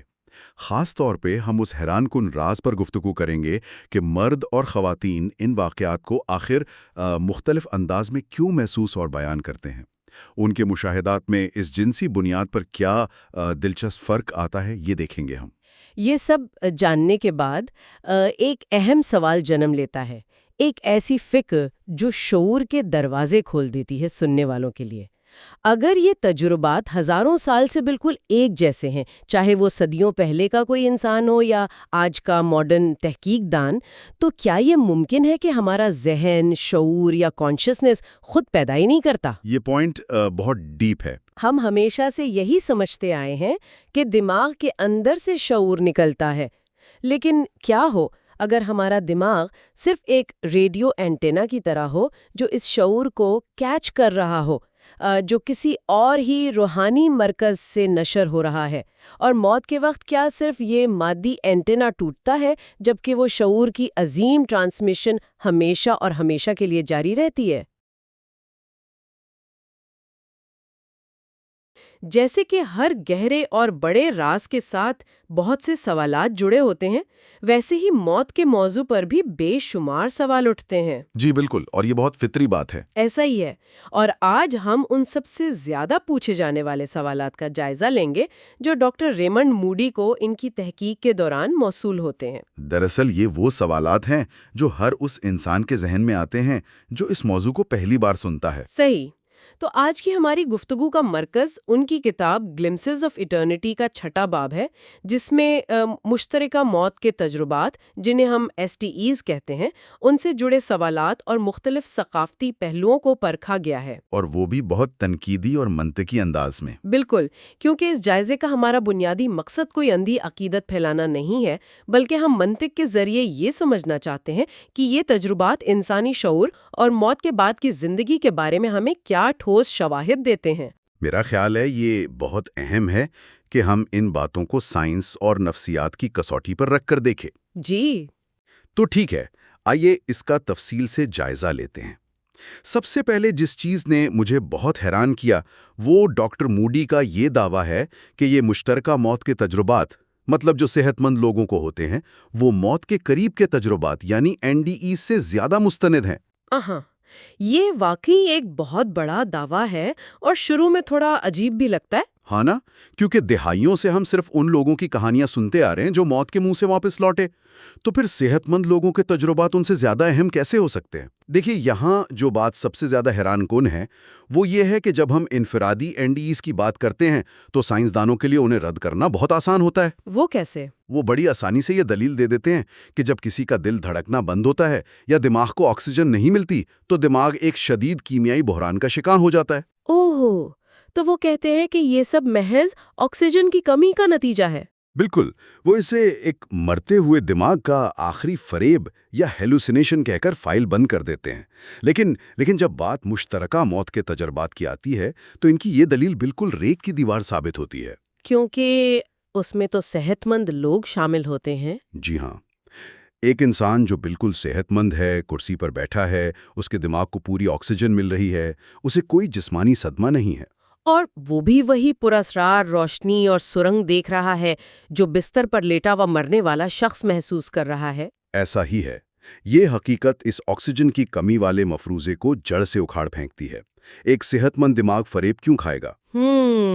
یہ تو بہت منطقی بات ہے، اور اس سے مجھے وہ حصہ یاد آ رہا ہے جہاں کتاب میں تاریخ کا حوالہ دیا گیا ہے، خاص طور پر قدیم مصری تہذیب کا۔ آہا، وہ حصہ بہت دلچسپ ہے، قدیم انسانوں کے عقائد کے حوالے سے۔ بالکل، مطلب ہم سوچتے ہیں کہ ہزاروں سال پہلے انسانوں نے موت کے بعد کی زندگی کا تصور کیسے قائم کیا ہوگا، تو شاید انہوں نے اپنے پیاروں کی موت کے وقت انہی مشترکہ تجربات کا مشاہدہ کیا تھا۔ ظاہر ہے، جب وہ آگ کے گرد یا خیموں میں اپنے کسی بزرگ کو مرتے ہوئے دیکھتے ہوں گے تو ارد گرد کھڑے کئی صحت مند لوگوں نے ایک ساتھ کچھ ایسی توانائیاں یا روشنی دیکھی ہوگی۔ اور وہ کوئی ایک فرد کا وہم نہیں تھا جسے وہ بھول جاتے، اسے سب نے دیکھا تھا، اس لیے وہ ان کے عقیدے کا ایک پختہ حصہ بن گیا۔ جی، اور یہی وہ تاریخی تسلسل ہے جو ثابت کرتا ہے کہ یہ واقعات صرف آج کے جدید ہسپتالوں میں نہیں ہو رہے، یہ انسانی تاریخ کے آغاز سے ہمارے ساتھ ہیں۔ واقعی یہ بات بہت گہری ہے۔ اچھا، اب اگر ہم موجودہ معاشرے کی بات کریں تو ایک بہت عام سا سوال ذہن میں آتا ہے، کیا مرد یا عورتیں ان تجربات کو مختلف انداز میں محسوس کرتے ہیں؟ یہ سوال ڈاکٹر موڈی سے بہت زیادہ پوچھا جاتا ہے۔ عام طور پر لوگ سمجھتے ہیں کہ شاید خواتین کو یہ تجربات زیادہ ہوتے ہیں۔ ہاں، کیونکہ معاشرتی طور پر یہی سمجھا جاتا ہے کہ خواتین جذباتی طور پر زیادہ حساس ہوتی ہیں۔ لیکن حقیقت اس کے بالکل برعکس ہے۔ اعداد و شمار بتاتے ہیں کہ مردوں اور عورتوں میں یہ تجربات بالکل یکساں شرح سے پیش آتے ہیں۔ یکساں شرح سے مطلب ان کے مشاہدات میں صنف کی بنیاد پر کوئی فرق نہیں ہے؟ کوئی فرق نہیں، لیکن فرق یہاں آتا ہے کہ ان کے بارے میں بات کون کرتا ہے۔ اگر ہم اسے وسیع تناظر میں دیکھیں تو ہمیں اندازہ ہوتا ہے کہ معاشرہ ہمیں اپنے گہرے روحانی تجربات کے اظہار کے حوالے سے کیسے محدود کرتا ہے۔ ہاں، میں سمجھ رہی ہوں، مطلب خواتین کے لیے اپنے جذبات کا اظہار کرنا معاشرے میں زیادہ قابل قبول ہے۔ بالکل، ایک عورت اگر کہے کہ اس نے اپنے مرتے ہوئے والد کے کمرے میں روشنی دیکھی یا فرشتوں کو محسوس کیا تو لوگ اس کی بات سنتے ہیں، ہمدردی کرتے ہیں، اسے پاگل نہیں سمجھا جاتا۔ جبکہ مردوں پر تو ایک بہت مختلف قسم کا دباؤ ہوتا ہے۔ بچپن سے سکھایا جاتا ہے کہ مرد روتے نہیں ہیں، انہیں ہر حال میں مضبوط اور منطقی رہنا ہے۔ جی، اور یہی ثقافتی توقعات انہیں اندر سے خاموش کر دیتی ہیں۔ کتاب میں ڈاکٹر موڈی نے ان مردوں کا ذکر کیا ہے جنہوں نے دہائیوں تک اپنے اتنے خوبصورت تجربات کو सिर्फ इस डर से छुपाए रखा कि दोस्त या रिश्तेदार उनका मजाक उड़ाएंगे। ये सुनकर तो वाकई दिल उदास हो जाता है। कोई अपनी जिंदगी के इतने बड़े और माने फेज वाक़े को महज माशरे के डर से छुपा ले। ये एक बहुत बड़ा बोझ होता है। लेकिन जब इन मर्दों को क्लिनिक में एक महफूज माहौल मिला तो वो फूट फूट कर रो पड़े। उन्होंने 30-30 साल पुराने वाकयात यूं सुनाए जैसे कल की बात हो। इससे साबित होता है कि सदमे को दबाना कितना तकलीफदेह है। अच्छा, इस सब में एक तनकीदी सवाल भी तो बनता है ना, हम इन कहानियों पर यकीन कैसे कर सकते हैं? यानी लोग झूठ भी तो बोल सकते हैं? जी बिल्कुल। कोई किताब बेचने के लिए या महज तवज्जो हासिल करने के लिए मन घड़त कहानी सुना सकता है। हम इन बयानात को काबिल एतबार कैसे मान लें? ये एक बहुत जायज सवाल है और साइंस का पहला कदम ही शुकूक व शुबात उठाना है। मगर जब हम इन बयानात का जायजा लेते हैं तो दो चीज़ें इनकी सच्चाई की तस्दीक करती हैं। पहली है इनकी जज्बाती सच्चाई। जज्बाती सच्चाई से आपकी क्या मुराद है? मेरा मतलब है कि इनमें से ज़्यादातर इंटरव्यूज़ वाक़े के फ़ौरन बाद किए गए थे। ज़रा सोचें, एक इंसान जिसने अभी अभी अपना बेटा या शरीके हयात खोई है, वो शदीद सदमे में है। उसकी तो दुनिया उजड़ चुकी होती है उस वक्त। बिल्कुल। तो इतने गहरे जज्बाती सदमे और बोझ के दौरान किसी के लिए भी ये मंतकी तौर पर इंतहाई नामुमकिन है कि वो यकदम एक इतनी पेचीदा और मुनज़्ज़म झूठी कहानी घड़ ले। हाँ, ये बात तो है। दिमाग के पास इतनी तवानाई नहीं होती कि वो झूठ बोलने की मंसूबाबंदी करे।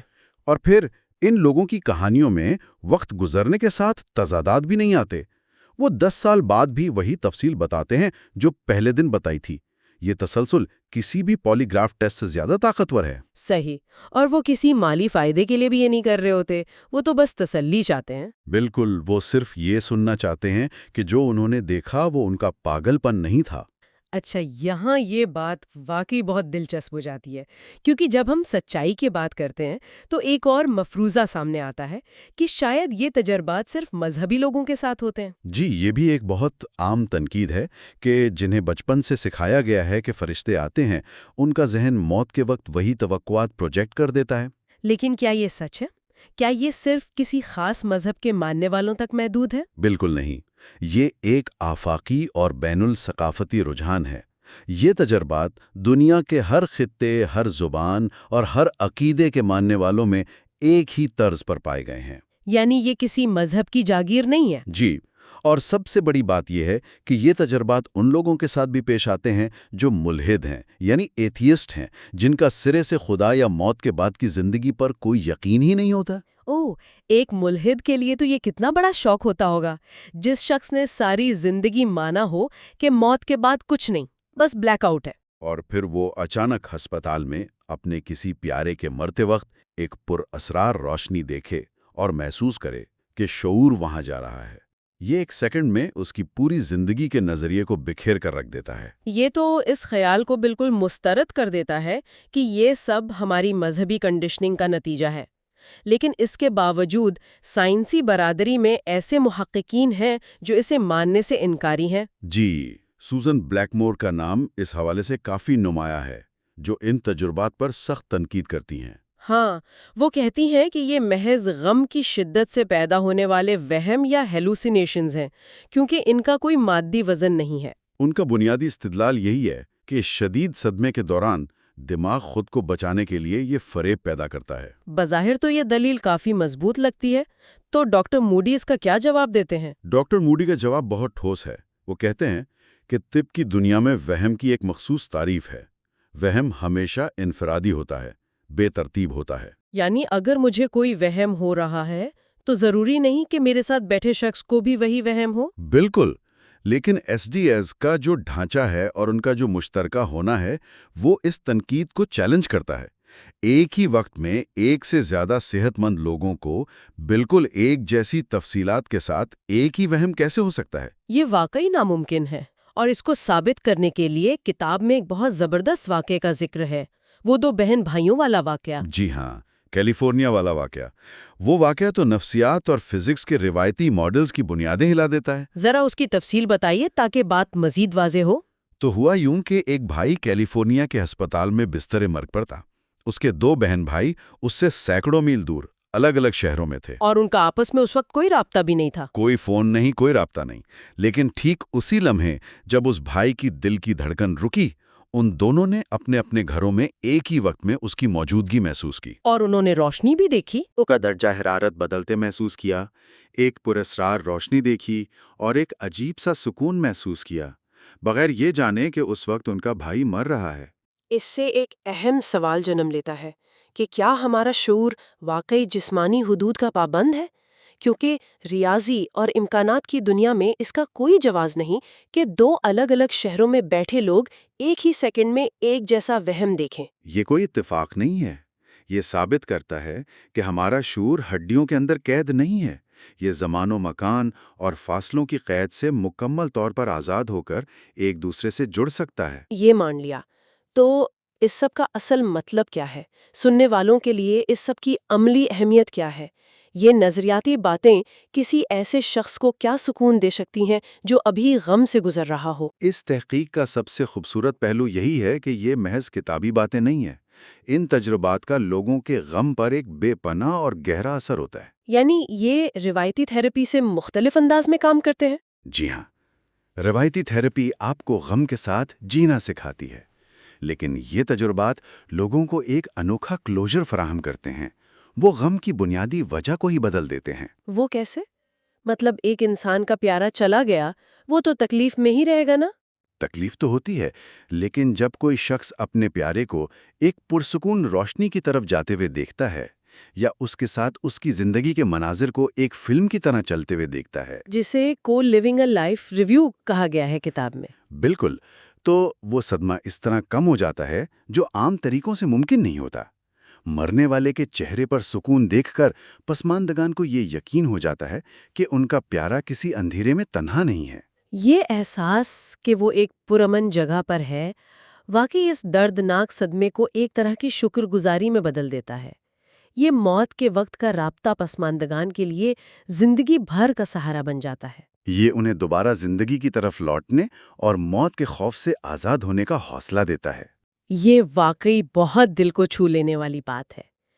تو آج کی اس بحث کو سمیٹتے ہوئے ہم کہہ سکتے ہیں کہ مشترکہ موت کے تجربات نہ صرف ہمارے تجسس کو ابھارتے ہیں، بلکہ شعور کے بارے میں ہماری موجودہ سائنسی سمجھ بوجھ کو براہ راست للکارتے ہیں۔ یقیناً، اور یہ ثابت کرتے ہیں کہ یہ تجربات کسی نفسیاتی وہم کی محدود تعریف سے کہیں زیادہ گہرے اور حقیقی ہیں۔ بالکل۔ تو اس کے ساتھ ہی ہم اپنے سننے والوں کو بتاتے چلیں کہ ہمارے اگلے اور چھٹے حصے میں، جو کہ آخری حصہ ہوگا، ہم اس سیریز کا اختتام کریں گے۔ اور اس حصے میں ہم ان تجربات کی سائنسی توجیہات کو مزید قریب سے دیکھیں گے۔ جی، اور یہ بھی جائزہ لیں گے کہ ان جھلکیوں میں انسان کی زندگی کو بدلنے والی حتمی طاقت کیا ہے۔ لیکن آج کی گفتگو کو ختم کرنے سے پہلے میں ایک ایسا سوال چھوڑنا چاہتی ہوں جو ہم سب کو سوچنے پر مجبور کر دے۔ جی، وہ کون سا سوال ہے؟ اگر مشترکہ موت کے تجربات یہ ثابت کرتے ہیں کہ موت کے اس آخری اور نامعلوم لمحے میں بھی ہمارے ذہن ہزاروں میل دور ہونے کے باوجود ایک دوسرے سے جڑ سکتے ہیں اور ایک ہی حقیقت کو شیئر کر سکتے ہیں، تو اس کا ہماری روزمرہ کی عام زندگی پر کیا مطلب ہے؟ یہ واقعی ایک بہت گہری سوچ ہے۔ کیا یہ ممکن ہے کہ جن لوگوں سے ہم محبت کرتے ہیں، ان کے ساتھ ہمارا شعوری رابطہ اس عام زندگی میں بھی اس سے کہیں زیادہ گہرا اور پر اسرار ہو جتنا ہم عام طور پر سمجھتے ہیں؟ اس پر ضرور غور کیجیے گا۔ آج کا یہ آخری حصہ واقعی بہت اہم ہونے والا ہے۔ بالکل، اور آج ہم ان تمام کڑیوں کو جوڑنے والے ہیں جن پر ہم نے پچھلے حصوں میں بات کی تھی، یعنی شیئرڈ ڈیتھ ایکسپیرینسز، جنہیں ہم مشترکہ موت کے تجربات کہتے ہیں۔ ہاں، اور اب تک ہم اس کی تاریخ، اس کے عناصر اور لوگوں کی کہانیاں تو سنی چکے ہیں۔ جی ہاں، اور آج ہماری گفتگو کا مرکزی نقطہ کتاب کا آخری باب ہے، جس کا عنوان ہے تشریحات اور نتیجہ۔ یعنی اب وقت آ گیا ہے کہ ہم ان تجربات کے پیچھے چھپی سائنس اور نفسیات کو سمجھیں۔ ایگزیکٹلی، ہمارا آج کا مشن یہ ہے کہ ہم ان تجربات کی ممکنہ سائنٹیفک وجوہات کو کھنگالیں، جو تنقید نگار ہیں ان کے اعتراضات کا جائزہ لیں اور اس پوری تحقیق کا ایک جمع خلاصہ پیش کریں۔ دیکھیں یہ بہت ضروری ہے کیونکہ موت کو ہمیشہ ایک طرح سے ایک تاریک انجام سمجھا جاتا رہا ہے۔ صحیح بات ہے، اور مجھے حیرت ہوتی ہے کہ ہم نے اس خوفناک سمجھے جانے والے موضوع کے اندر کتنی خوبصورتی اور امید دریافت کر لی ہے۔ یہ انسانی شعور کی بہت بڑی کامیابی لگتی ہے مجھے۔ ویسے جب ہم اتنے وسیع اور پیچیدہ موضوعات کا مطالعہ کرتے ہیں نا، تو سب سے اہم چیز یہ ہوتی ہے کہ اپنے پہلے سے قائم شدہ نظریات کو تھوڑی دیر کے لیے ایک طرف رکھ دیں۔ یعنی اوپن مائنڈ کے ساتھ چیزوں کو دیکھنا۔ بالکل، اس پوری کتاب کا جو سب سے طاقتور پہلو ابھر کر سامنے آتا ہے وہ یہی ہے، نامعلوم کو کھلے ذہن سے قبول کرنا۔ اگر ہم ہر اس چیز کو رد کر دیں جو آج کی سائنس کی سمجھ سے باہر ہے تو ہم کبھی آگے بڑھ ہی نہیں سکتے۔ 100% ہم انسانی شعور کی اصل گہرائی تک کبھی نہیں پہنچ پائیں گے۔ آج ہمارا مقصد بھی یہی ہے کہ ہم سائنس اور روحانیت کی سرحد پر کھڑے ہو کر دیکھیں کہ جب جسمانی زندگی ختم ہوتی ہے تو شعور کہاں جاتا ہے۔ اس سرحد کو سمجھانے کے لیے ڈاکٹر موڈی نے ایک بہت ہی دلچسپ مثال دی ہے کتاب میں۔ جی ہاں، وہ ناردرن لائٹس والی مثال۔ ہاں وہی، انہوں نے اس ناقابل فہم راز کو بیان کرنے کے لیے ان تجربات کا موازنہ قطبی روشنیوں یعنی ناردرن لائٹ سے کیا ہے، جو کہ ایک بہت ہی خوبصورت تشبیہ ہے۔ لیکن تھوڑی عجیب بھی تو لگتی ہے نا۔ ایک طرف موت کا اتنا سنجیدہ لمحہ ہے اور دوسری طرف آسمان پر بکھرتی ہوئی رنگین روشنیاں۔ اس کے پیچھے کیا منطق ہو سکتی ہے؟ دیکھیں، اس کی بنیاد نہ انسانی رد عمل پر رکھی گئی ہے۔ فرض کریں آپ رات کے وقت کسی برفانی علاقہ میں ہیں جی، اور آسمان پر اچانک وہ سبز، نیلی اور گلابی روشنیاں لہرانے لگتی ہیں۔ وہ لمحہ اتنا مسحور کن ہوتا ہے کہ دیکھنے والا بس دنگ رہ جاتا ہے۔ یعنی اس پر ایک سحر سا طاری ہو جاتا ہے۔ بالکل، اور اس وقت کوئی بھی شخص یہ نہیں سوچ رہا ہوتا کہ زمین کا مغناطیسی میدان سورج کی شعاؤں سے کیسے ٹکرا رہا ہے۔ ہاں ظاہر ہے، کون وہاں کھڑا ہو کر فزکس کے قوانین سوچے گا؟ یہی بات ہے، انسان وہاں صرف اس لمحے کی خوبصورتی کو محسوس کرتا ہے۔ ڈاکٹر موڈی کا کہنا ہے کہ شیئر ڈیتھ ایکسپیرینسز بھی بالکل انہی روشنیوں کی طرح ہیں۔ یعنی تجربہ اتنا عظیم ہوتا ہے کہ اس کی میکینکس پیچھے رہ جاتی ہیں۔ جی، یہ ایک ایسا تجربہ ہے جو انسان کی زندگی اور موت کے بارے میں پوری سوچ بدل دیتا ہے، چاہے سائنس کے پاس آج اس کی حتمی تشریح نہ ہو۔ کی اصل خوبصورتی ہے۔ صحیح کہا آپ نے۔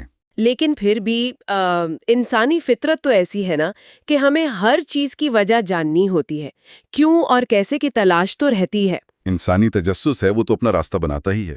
تو اگر یہ تجربات صرف کوئی جادو یا مفاوق الفطرت چیز نہیں ہے تو ہمارے جسم کے اندر کوئی تو ایسا نظام ہوگا نا جو اس رابطے کو بناتا ہے۔ کتاب میں اس حوالے سے ایک لفظ یوز ہوا ہے، مرر نیورونز۔ جی ہاں، مرر نیورونز، یہ حیاتیاتی حوالے سے ایک انتہائی مضبوط نظریہ ہے۔ تو کیا یہ نیورونز واقعی کوئی ایسا پل بناتے ہیں جو ایک بالکل صحت مند انسان کو مرنے والے کے تجربے میں شامل کر دیتا ہے؟ دیکھیں، مرر نیورونز دماغ کے وہ مخصوص خلیے ہیں جن کا بنیادی کام ایمپتھی یعنی ہمدردی پیدا کرنا ہے۔ یعنی دوسروں کے دکھ درد کو محسوس کرنا۔ بالکل، ارتقاء کے حوالے سے دیکھیں تو انسان ایک سوشل جانور ہے۔ ہمیں زندہ رہنے کے لیے دوسروں کے جذبات سمجھنے پڑتے ہیں۔ صحیح۔ جب آپ کسی کو ہنستا، روتا یا تکلیف میں دیکھتے ہیں نا، تو آپ کی دماغ کی یہ خلیے بالکل ویسے ہی متحرک ہو جاتے ہیں جیسے آپ خود اس حالت سے گزر رہے ہوں۔ اچھا، اسے ہمدردی کا نظام کہتے ہیں۔ جی، اسے ایمپیتھک سسٹم کہا جاتا ہے۔ اب ریسرچرز کا خیال یہ ہے کہ جب کوئی شخص اپنے کسی بے حد قریبی اور پیارے انسان کو موت کے اس گہرے اور جذباتی مرحلے سے گزرتے دیکھتا ہے تو اس کا دماغ بہت زیادہ پریشر میں آ جاتا ہوگا۔ بالکل، یہ شدید جذباتی دباؤ ان مرر نیورونز کو ان کی آخری حد تک متحرک کر دیتا ہے۔ ہاں، تو اگر یہ نیورونز اس حد تک ایکٹیویٹ ہو جاتے ہیں تو کیا اس کا مطلب یہ ہے کہ پاس بیٹھا شخص صرف مرنے والے کا دکھ محسوس نہیں کر رہا بلکہ اس کی حیثیت اور اس کے خیالات کو بھی کاپی کر رہا ہے؟ نظریاتی طور پر بالکل یہی سمجھا جاتا ہے۔ موت کا لمحہ کوئی عام سٹریس تو نہیں ہے نا، یہ شعور کی ایک بہت بڑی منتقلی ہے۔ ظاہر ہے، زندگی سے موت کا سفر۔ تو جب مرنے والا شخص اس سفر میں کوئی روشنی یا منظر دیکھتا ہے تو اس کا دماغ ایک مخصوص فریکوینسی پر ہوتا ہے، اور پاس بیٹھے شخص کا جو ایمپیتھیٹک سسٹم ہے وہ اس فریکوینسی کو کیچ کر لیتا ہے۔ جی، وہ اس کی ہو بہو نقل کرنا شروع کر دیتا ہے۔ یہی وجہ ہے کہ کمرے میں موجود صحت مند لوگ بھی اچانک وہی روشنی دیکھنے لگتے ہیں۔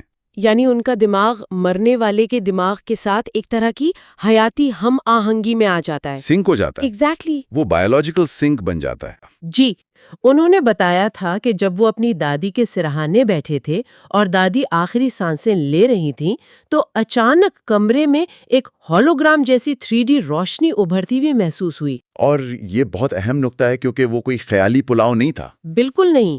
پروفیسر نے واضح کہا کہ وہ ایک ٹھوس اور بصری تجربہ تھا. ایسا لگ رہا تھا جیسے وہ اپنی دادی کے شعور کو اس دنیا سے کسی اور جہان میں شفٹ ہوتے ہوئے لائیو دیکھ رہے ہوں. یہی وہ نکتہ ہے جہاں ایک عام ہمدردی اور شیئرڈ ڈیتھ ایکسپیرینس کا فرق سامنے آتا ہے. ان کا دماغ اس وقت اس لیول پر چلا گیا تھا جہاں اس نے ایک غیر مادی عمل کو ویژول شکل دے دی. یعنی روح کی منتقلی کو انہوں نے ایک ہولوگرام کی طرح پروسیس کیا. اس سے مجھے ڈاکٹر میلون مورس کی تحقیق یاد آ رہی ہے. انہوں نے دماغ کے دائیں حصے یعنی رائٹ ٹیمپورل لوب پر بڑا کام کیا ہے. جی ہاں، ڈاکٹر مورس کا کام اس میدان میں بہت نمایاں ہے. انہوں نے رائٹ ٹیمپورل لوب کو روحانی تجربات کا مرکز قرار دیا ہے. انہوں نے تو باقاعدہ اسے روحانیت کا سرکٹ بورڈ یا سرکٹ بورڈ آف مسٹسزم کہا ہے. لیکن یہاں ایک بہت بیسک سوال پیدا ہوتا ہے. وہ کیا؟ اگر روحانی تجربات صرف دماغ کے ایک حصے کا کام ہے، یعنی ایک بایولوجیکل سرکٹ بورڈ کا نتیجہ ہے، تو پھر کیا اس کا مطلب یہ نہیں کہ موت کے بعد کی زندگی اور روح وغیرہ بس دماغ کا دھوکہ ہے؟ یہ تو مٹیریلسٹ سائنٹسٹ کا سب سے بڑا اعتراض ہے. ہاں، کیونکہ اگر وہ سرکٹ بورڈ یعنی دماغ بند ہو گیا موت کے بعد تو یہ سب تجربات بھی ختم ہو جائیں گے نا. دیکھیں، سوال بہت منطقی ہے، لیکن ڈاکٹر مورس کی تشریح اس سے مختلف اور وسیع ہے. اچھا، ان کا ماننا ہے کہ دماغ خود یہ روحانی تجربات پیدا نہیں کر رہا. تو پھر کیا کر رہا ہے؟ اسے ایک ٹیلی ویژن سیٹ کی مثال سے سمجھیں. ٹھیک ہے. ٹی وی خود سے کوئی ڈرامہ یا نیوز تھوڑی بناتا ہے. بالکل. وہ صرف ایک ریسیور یا اینٹینا ہے جو ہوا میں موجود سگنلز کو کیچ کرتا ہے. بالکل. وہ ان سگنلز کو تصویر اور آواز میں بدلتا ہے. اگر آپ ٹی وی توڑ دیں تو چینل کی براڈ کاسٹ ختم نہیں ہوتی، صرف آپ کے پاس آنا بند ہو جاتی ہے.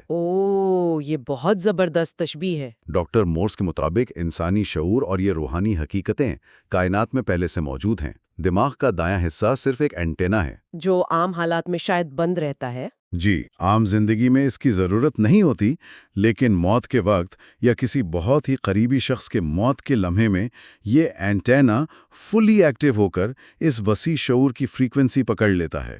یہ اینٹینا والی مثال تو اس پوری بحث کا رخ ہی بدل دیتی ہے. یہ تو اس بات کی طرف اشارہ ہے کہ شعور دماغ کا محتاج نہیں ہے، بلکہ دماغ شعور کا محتاج ہے. بالکل. لیکن جو لوگ ان تجربات کو نہیں مانتے ان کے پاس بھی اپنے دلائل ہیں. ایک سب سے بڑا آبجیکشن جو سامنے آتا ہے وہ یہ ہے کہ یہ سب شدید غم اور صدمے کی وجہ سے ہوتا ہے. یعنی ماس ہسٹیریا یا ہیلوسینیشنز کی بات کر رہی ہیں آپ؟ جی ہاں. تنقید نگار کہتے ہیں کہ جب لوگ مل کر کسی پیارے کی موت کا سامنا کرتے ہیں تو دباؤ میں آ کر ایک ہی جیسی چیزیں تصور کرنے لگتے ہیں. اسے اجتماعی ہسٹیریا کہتے ہیں نا؟ جی، دیکھیں، تنقید تو سائنس کا حصہ ہے، لیکن اگر ہم اجتماعی ہسٹیریا کی میڈیکل ڈیفینیشن کو دیکھیں تو وہ یہاں بالکل فٹ نہیں بیٹھتی. وہ کیسے؟ ہسٹیریا میں ہمیشہ خوف، افراتفری اور بے چینی ہوتی ہے. انسان کا ذہنی توازن تھوڑی دیر کے لیے بگڑ جاتا ہے. یعنی لوگ پینک میں آ جاتے ہیں. بالکل. لیکن شیئرڈ ڈیتھ ایکسپیرینسز کا سب سے بڑا پہلو کیا ہے؟ سکون. ہاں، جتنے بھی واقعات ہم نے پڑھے ان میں لوگ انتہائی پرسکون تھے. صحیح. یہ تجربات اچانک ہوتے ہیں اور ان سے گزرنے والے لوگ ذہنی طور پر بالکل صحت مند اور ہوش و حواس میں ہوتے ہیں. انہیں اپنے ارد گرد کا پورا علم ہوتا ہے. اور اس کے علاوہ ایک اور چیز ہے جو اس ماس ہسٹیریا والے نظریے کو غلط ثابت کرتی ہے، وہ ہے لوگوں کی باتوں میں ہم آہنگی. کنسسٹنسی. بالکل. اگر یہ صرف غم کا دھوکہ ہوتا تو ہر شخص اپنے اپنے ڈر کے حساب سے الگ چیز دیکھتا نا. جی، کسی کو ڈراونے خواب آتے تو کسی کو کچھ اور. لیکن ان تمام بیانات میں ایک ہی پیٹرن ہے.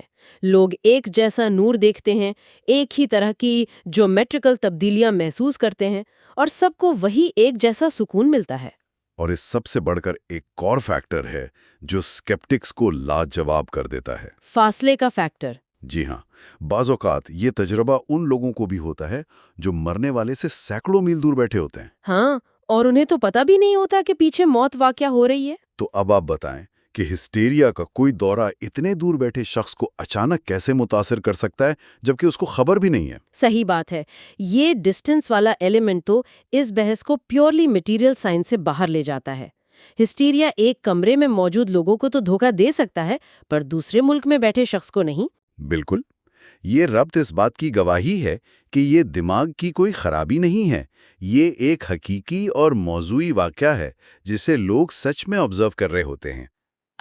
ان عقلی اور سائنٹیفک دلائل سے ہٹ کر کتاب کا ایک حصہ ایسا بھی ہے جو سیدھا دل پر اثر کرتا ہے۔ آپ جون کے والد کی کہانی کی طرف آ رہی ہیں؟ جی، وہ کہانی اتنی جذباتی ہے۔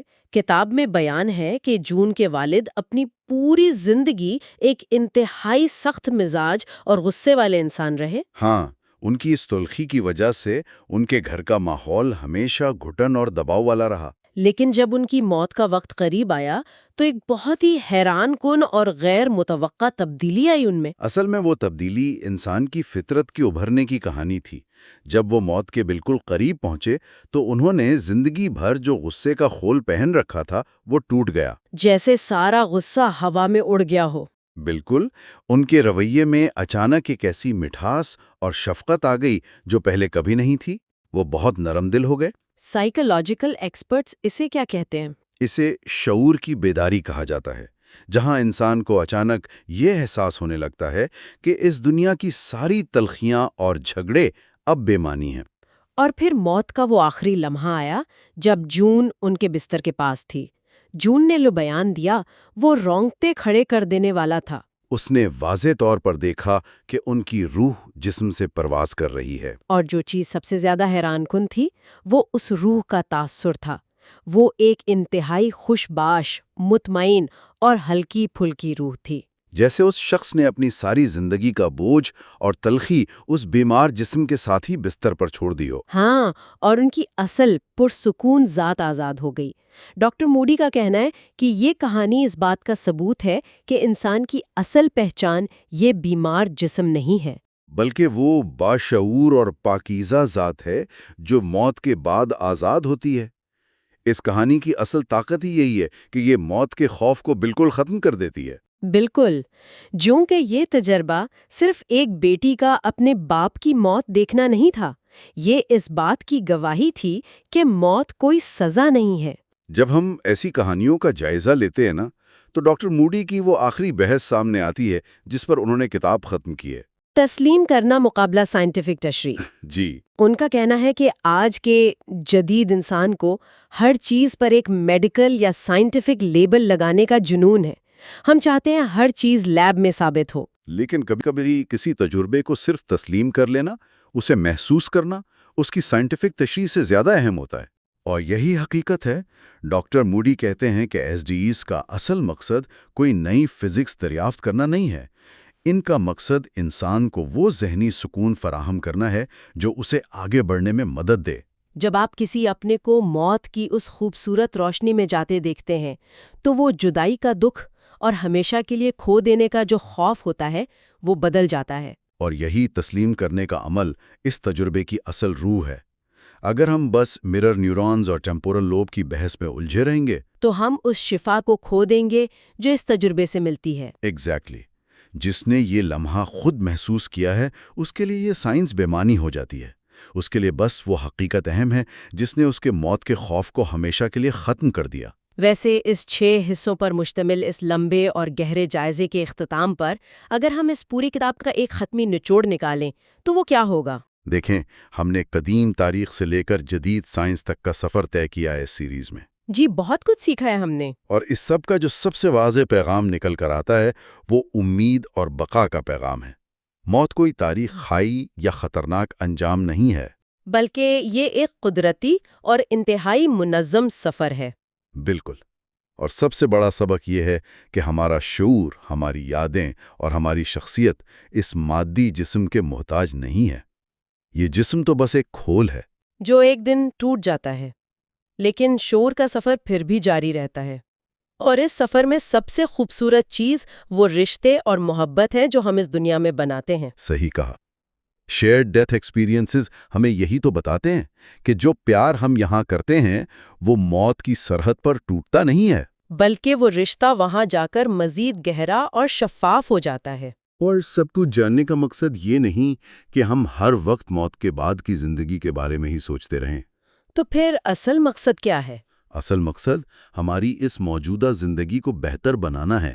جب موت کا خوف دل سے نکل جاتا ہے نا، تو انسان آج کو زیادہ ہمدردی، محبت اور ایک مقصد کے ساتھ جینا شروع کر دیتا ہے۔ یہ واقعی اس پوری بحث کا سب سے خوبصورت حاصل ہے۔ موت کو اختتام سمجھنے کی بجائے شعور کی ایک نئی جہت میں منتقلی کے طور پر دیکھنا ہمارا زاویہ ہی بدل دیتا ہے۔ اور جب ہم موت کی اس خوبصورتی کو قبول کر لیتے ہیں تو ہماری روزمرہ کی مادی پریشانیاں بہت چھوٹی اور بے وقت محسوس ہونے لگتی ہیں۔ بالکل، یہ تجربات ثابت کرتے ہیں کہ جسے ہم ابدی جدائی سمجھتے ہیں وہ دراصل روشنی، سکون اور ایک نئے وسیع سفر کا آغاز ہے۔ اس 6 حصوں پر مشتمل سفر کی تکمیل اس بات کی گواہ ہے کہ علم کی جستجو اور ایسی پیچیدہ حقیقتوں کو کھوجنا ہماری ایک مشترکہ ضرورت ہے۔ اور ایسی تحقیق تبھی کامیاب ہوتی ہے جب سننے والی اسے کھلے ذہن سے قبول کریں۔ انسان مل کر ہی سیکھتا ہے اور نامعلوم کے خوف پر قابو پاتا ہے۔ اس لیے ہم اپنے تمام سننے والوں کا تہہ دل سے شکریہ ادا کرتے ہیں جنہوں نے گلمپسز آف ایٹرنیٹی کے اس سفر میں ہمارا ساتھ دیا۔ آپ کی دلچسپی اور تعاون ہی ہمارے اس علم پھیلانے کے مشن کو ممکن بناتے ہیں۔ ہم ضرور چاہیں گے کہ آپ لوگ اس پوری سیریز کے حوالے سے اپنے حتمی تاثرات اور کامنٹس ہمارے ساتھ شیئر کریں۔ جی ضرور۔ اور اس گفتگو کو ختم کرنے سے پہلے ہم آپ کے لیے ایک ایسی سوچ چھوڑ کر جا رہے ہیں جو واقعی ذہن کو جھنجھوڑ دینے کے لیے کافی ہے۔ وہ کیا؟ دیکھیں، اگر یہ بات سچ ہے کہ ہمارا شعور اور ہماری یادیں اس جسم سے آزاد ہیں، تو کیا اس کا مطلب یہ نہیں کہ اس پوری کائنات میں شعور، احساسات اور یادوں کا کوئی ایک انتہائی وسیع اور مشترکہ جال بچھا ہوا ہے؟ ایک ایسا یونیورسل ویب؟ جی، ایک ایسا جال جس سے ہم موت جیسے اہم موڑ پر جا کر آٹومیٹکلی جڑ جاتے ہیں۔ اور اگر واقعی کائنات میں شعور کا ایسا کوئی لامحدود جال موجود ہے، تو ہم آج اس جال کا حصہ بن کر اپنی روزمرہ زندگی میں ایک دوسرے کے ساتھ مزید کتنا گہرا اور بمقصد تعلق قائم کر سکتے ہیں؟ یہ ایک ایسی سوچ ہے جو انسانی فکر کی سمت کو ہمیشہ کے لیے بدل سکتی ہے۔ واقعی یہ سوچنے کی بات ہے۔ اپنا بہت خیال رکھیے گا۔ اگلے جائزے میں پھر ملاقات ہوگی۔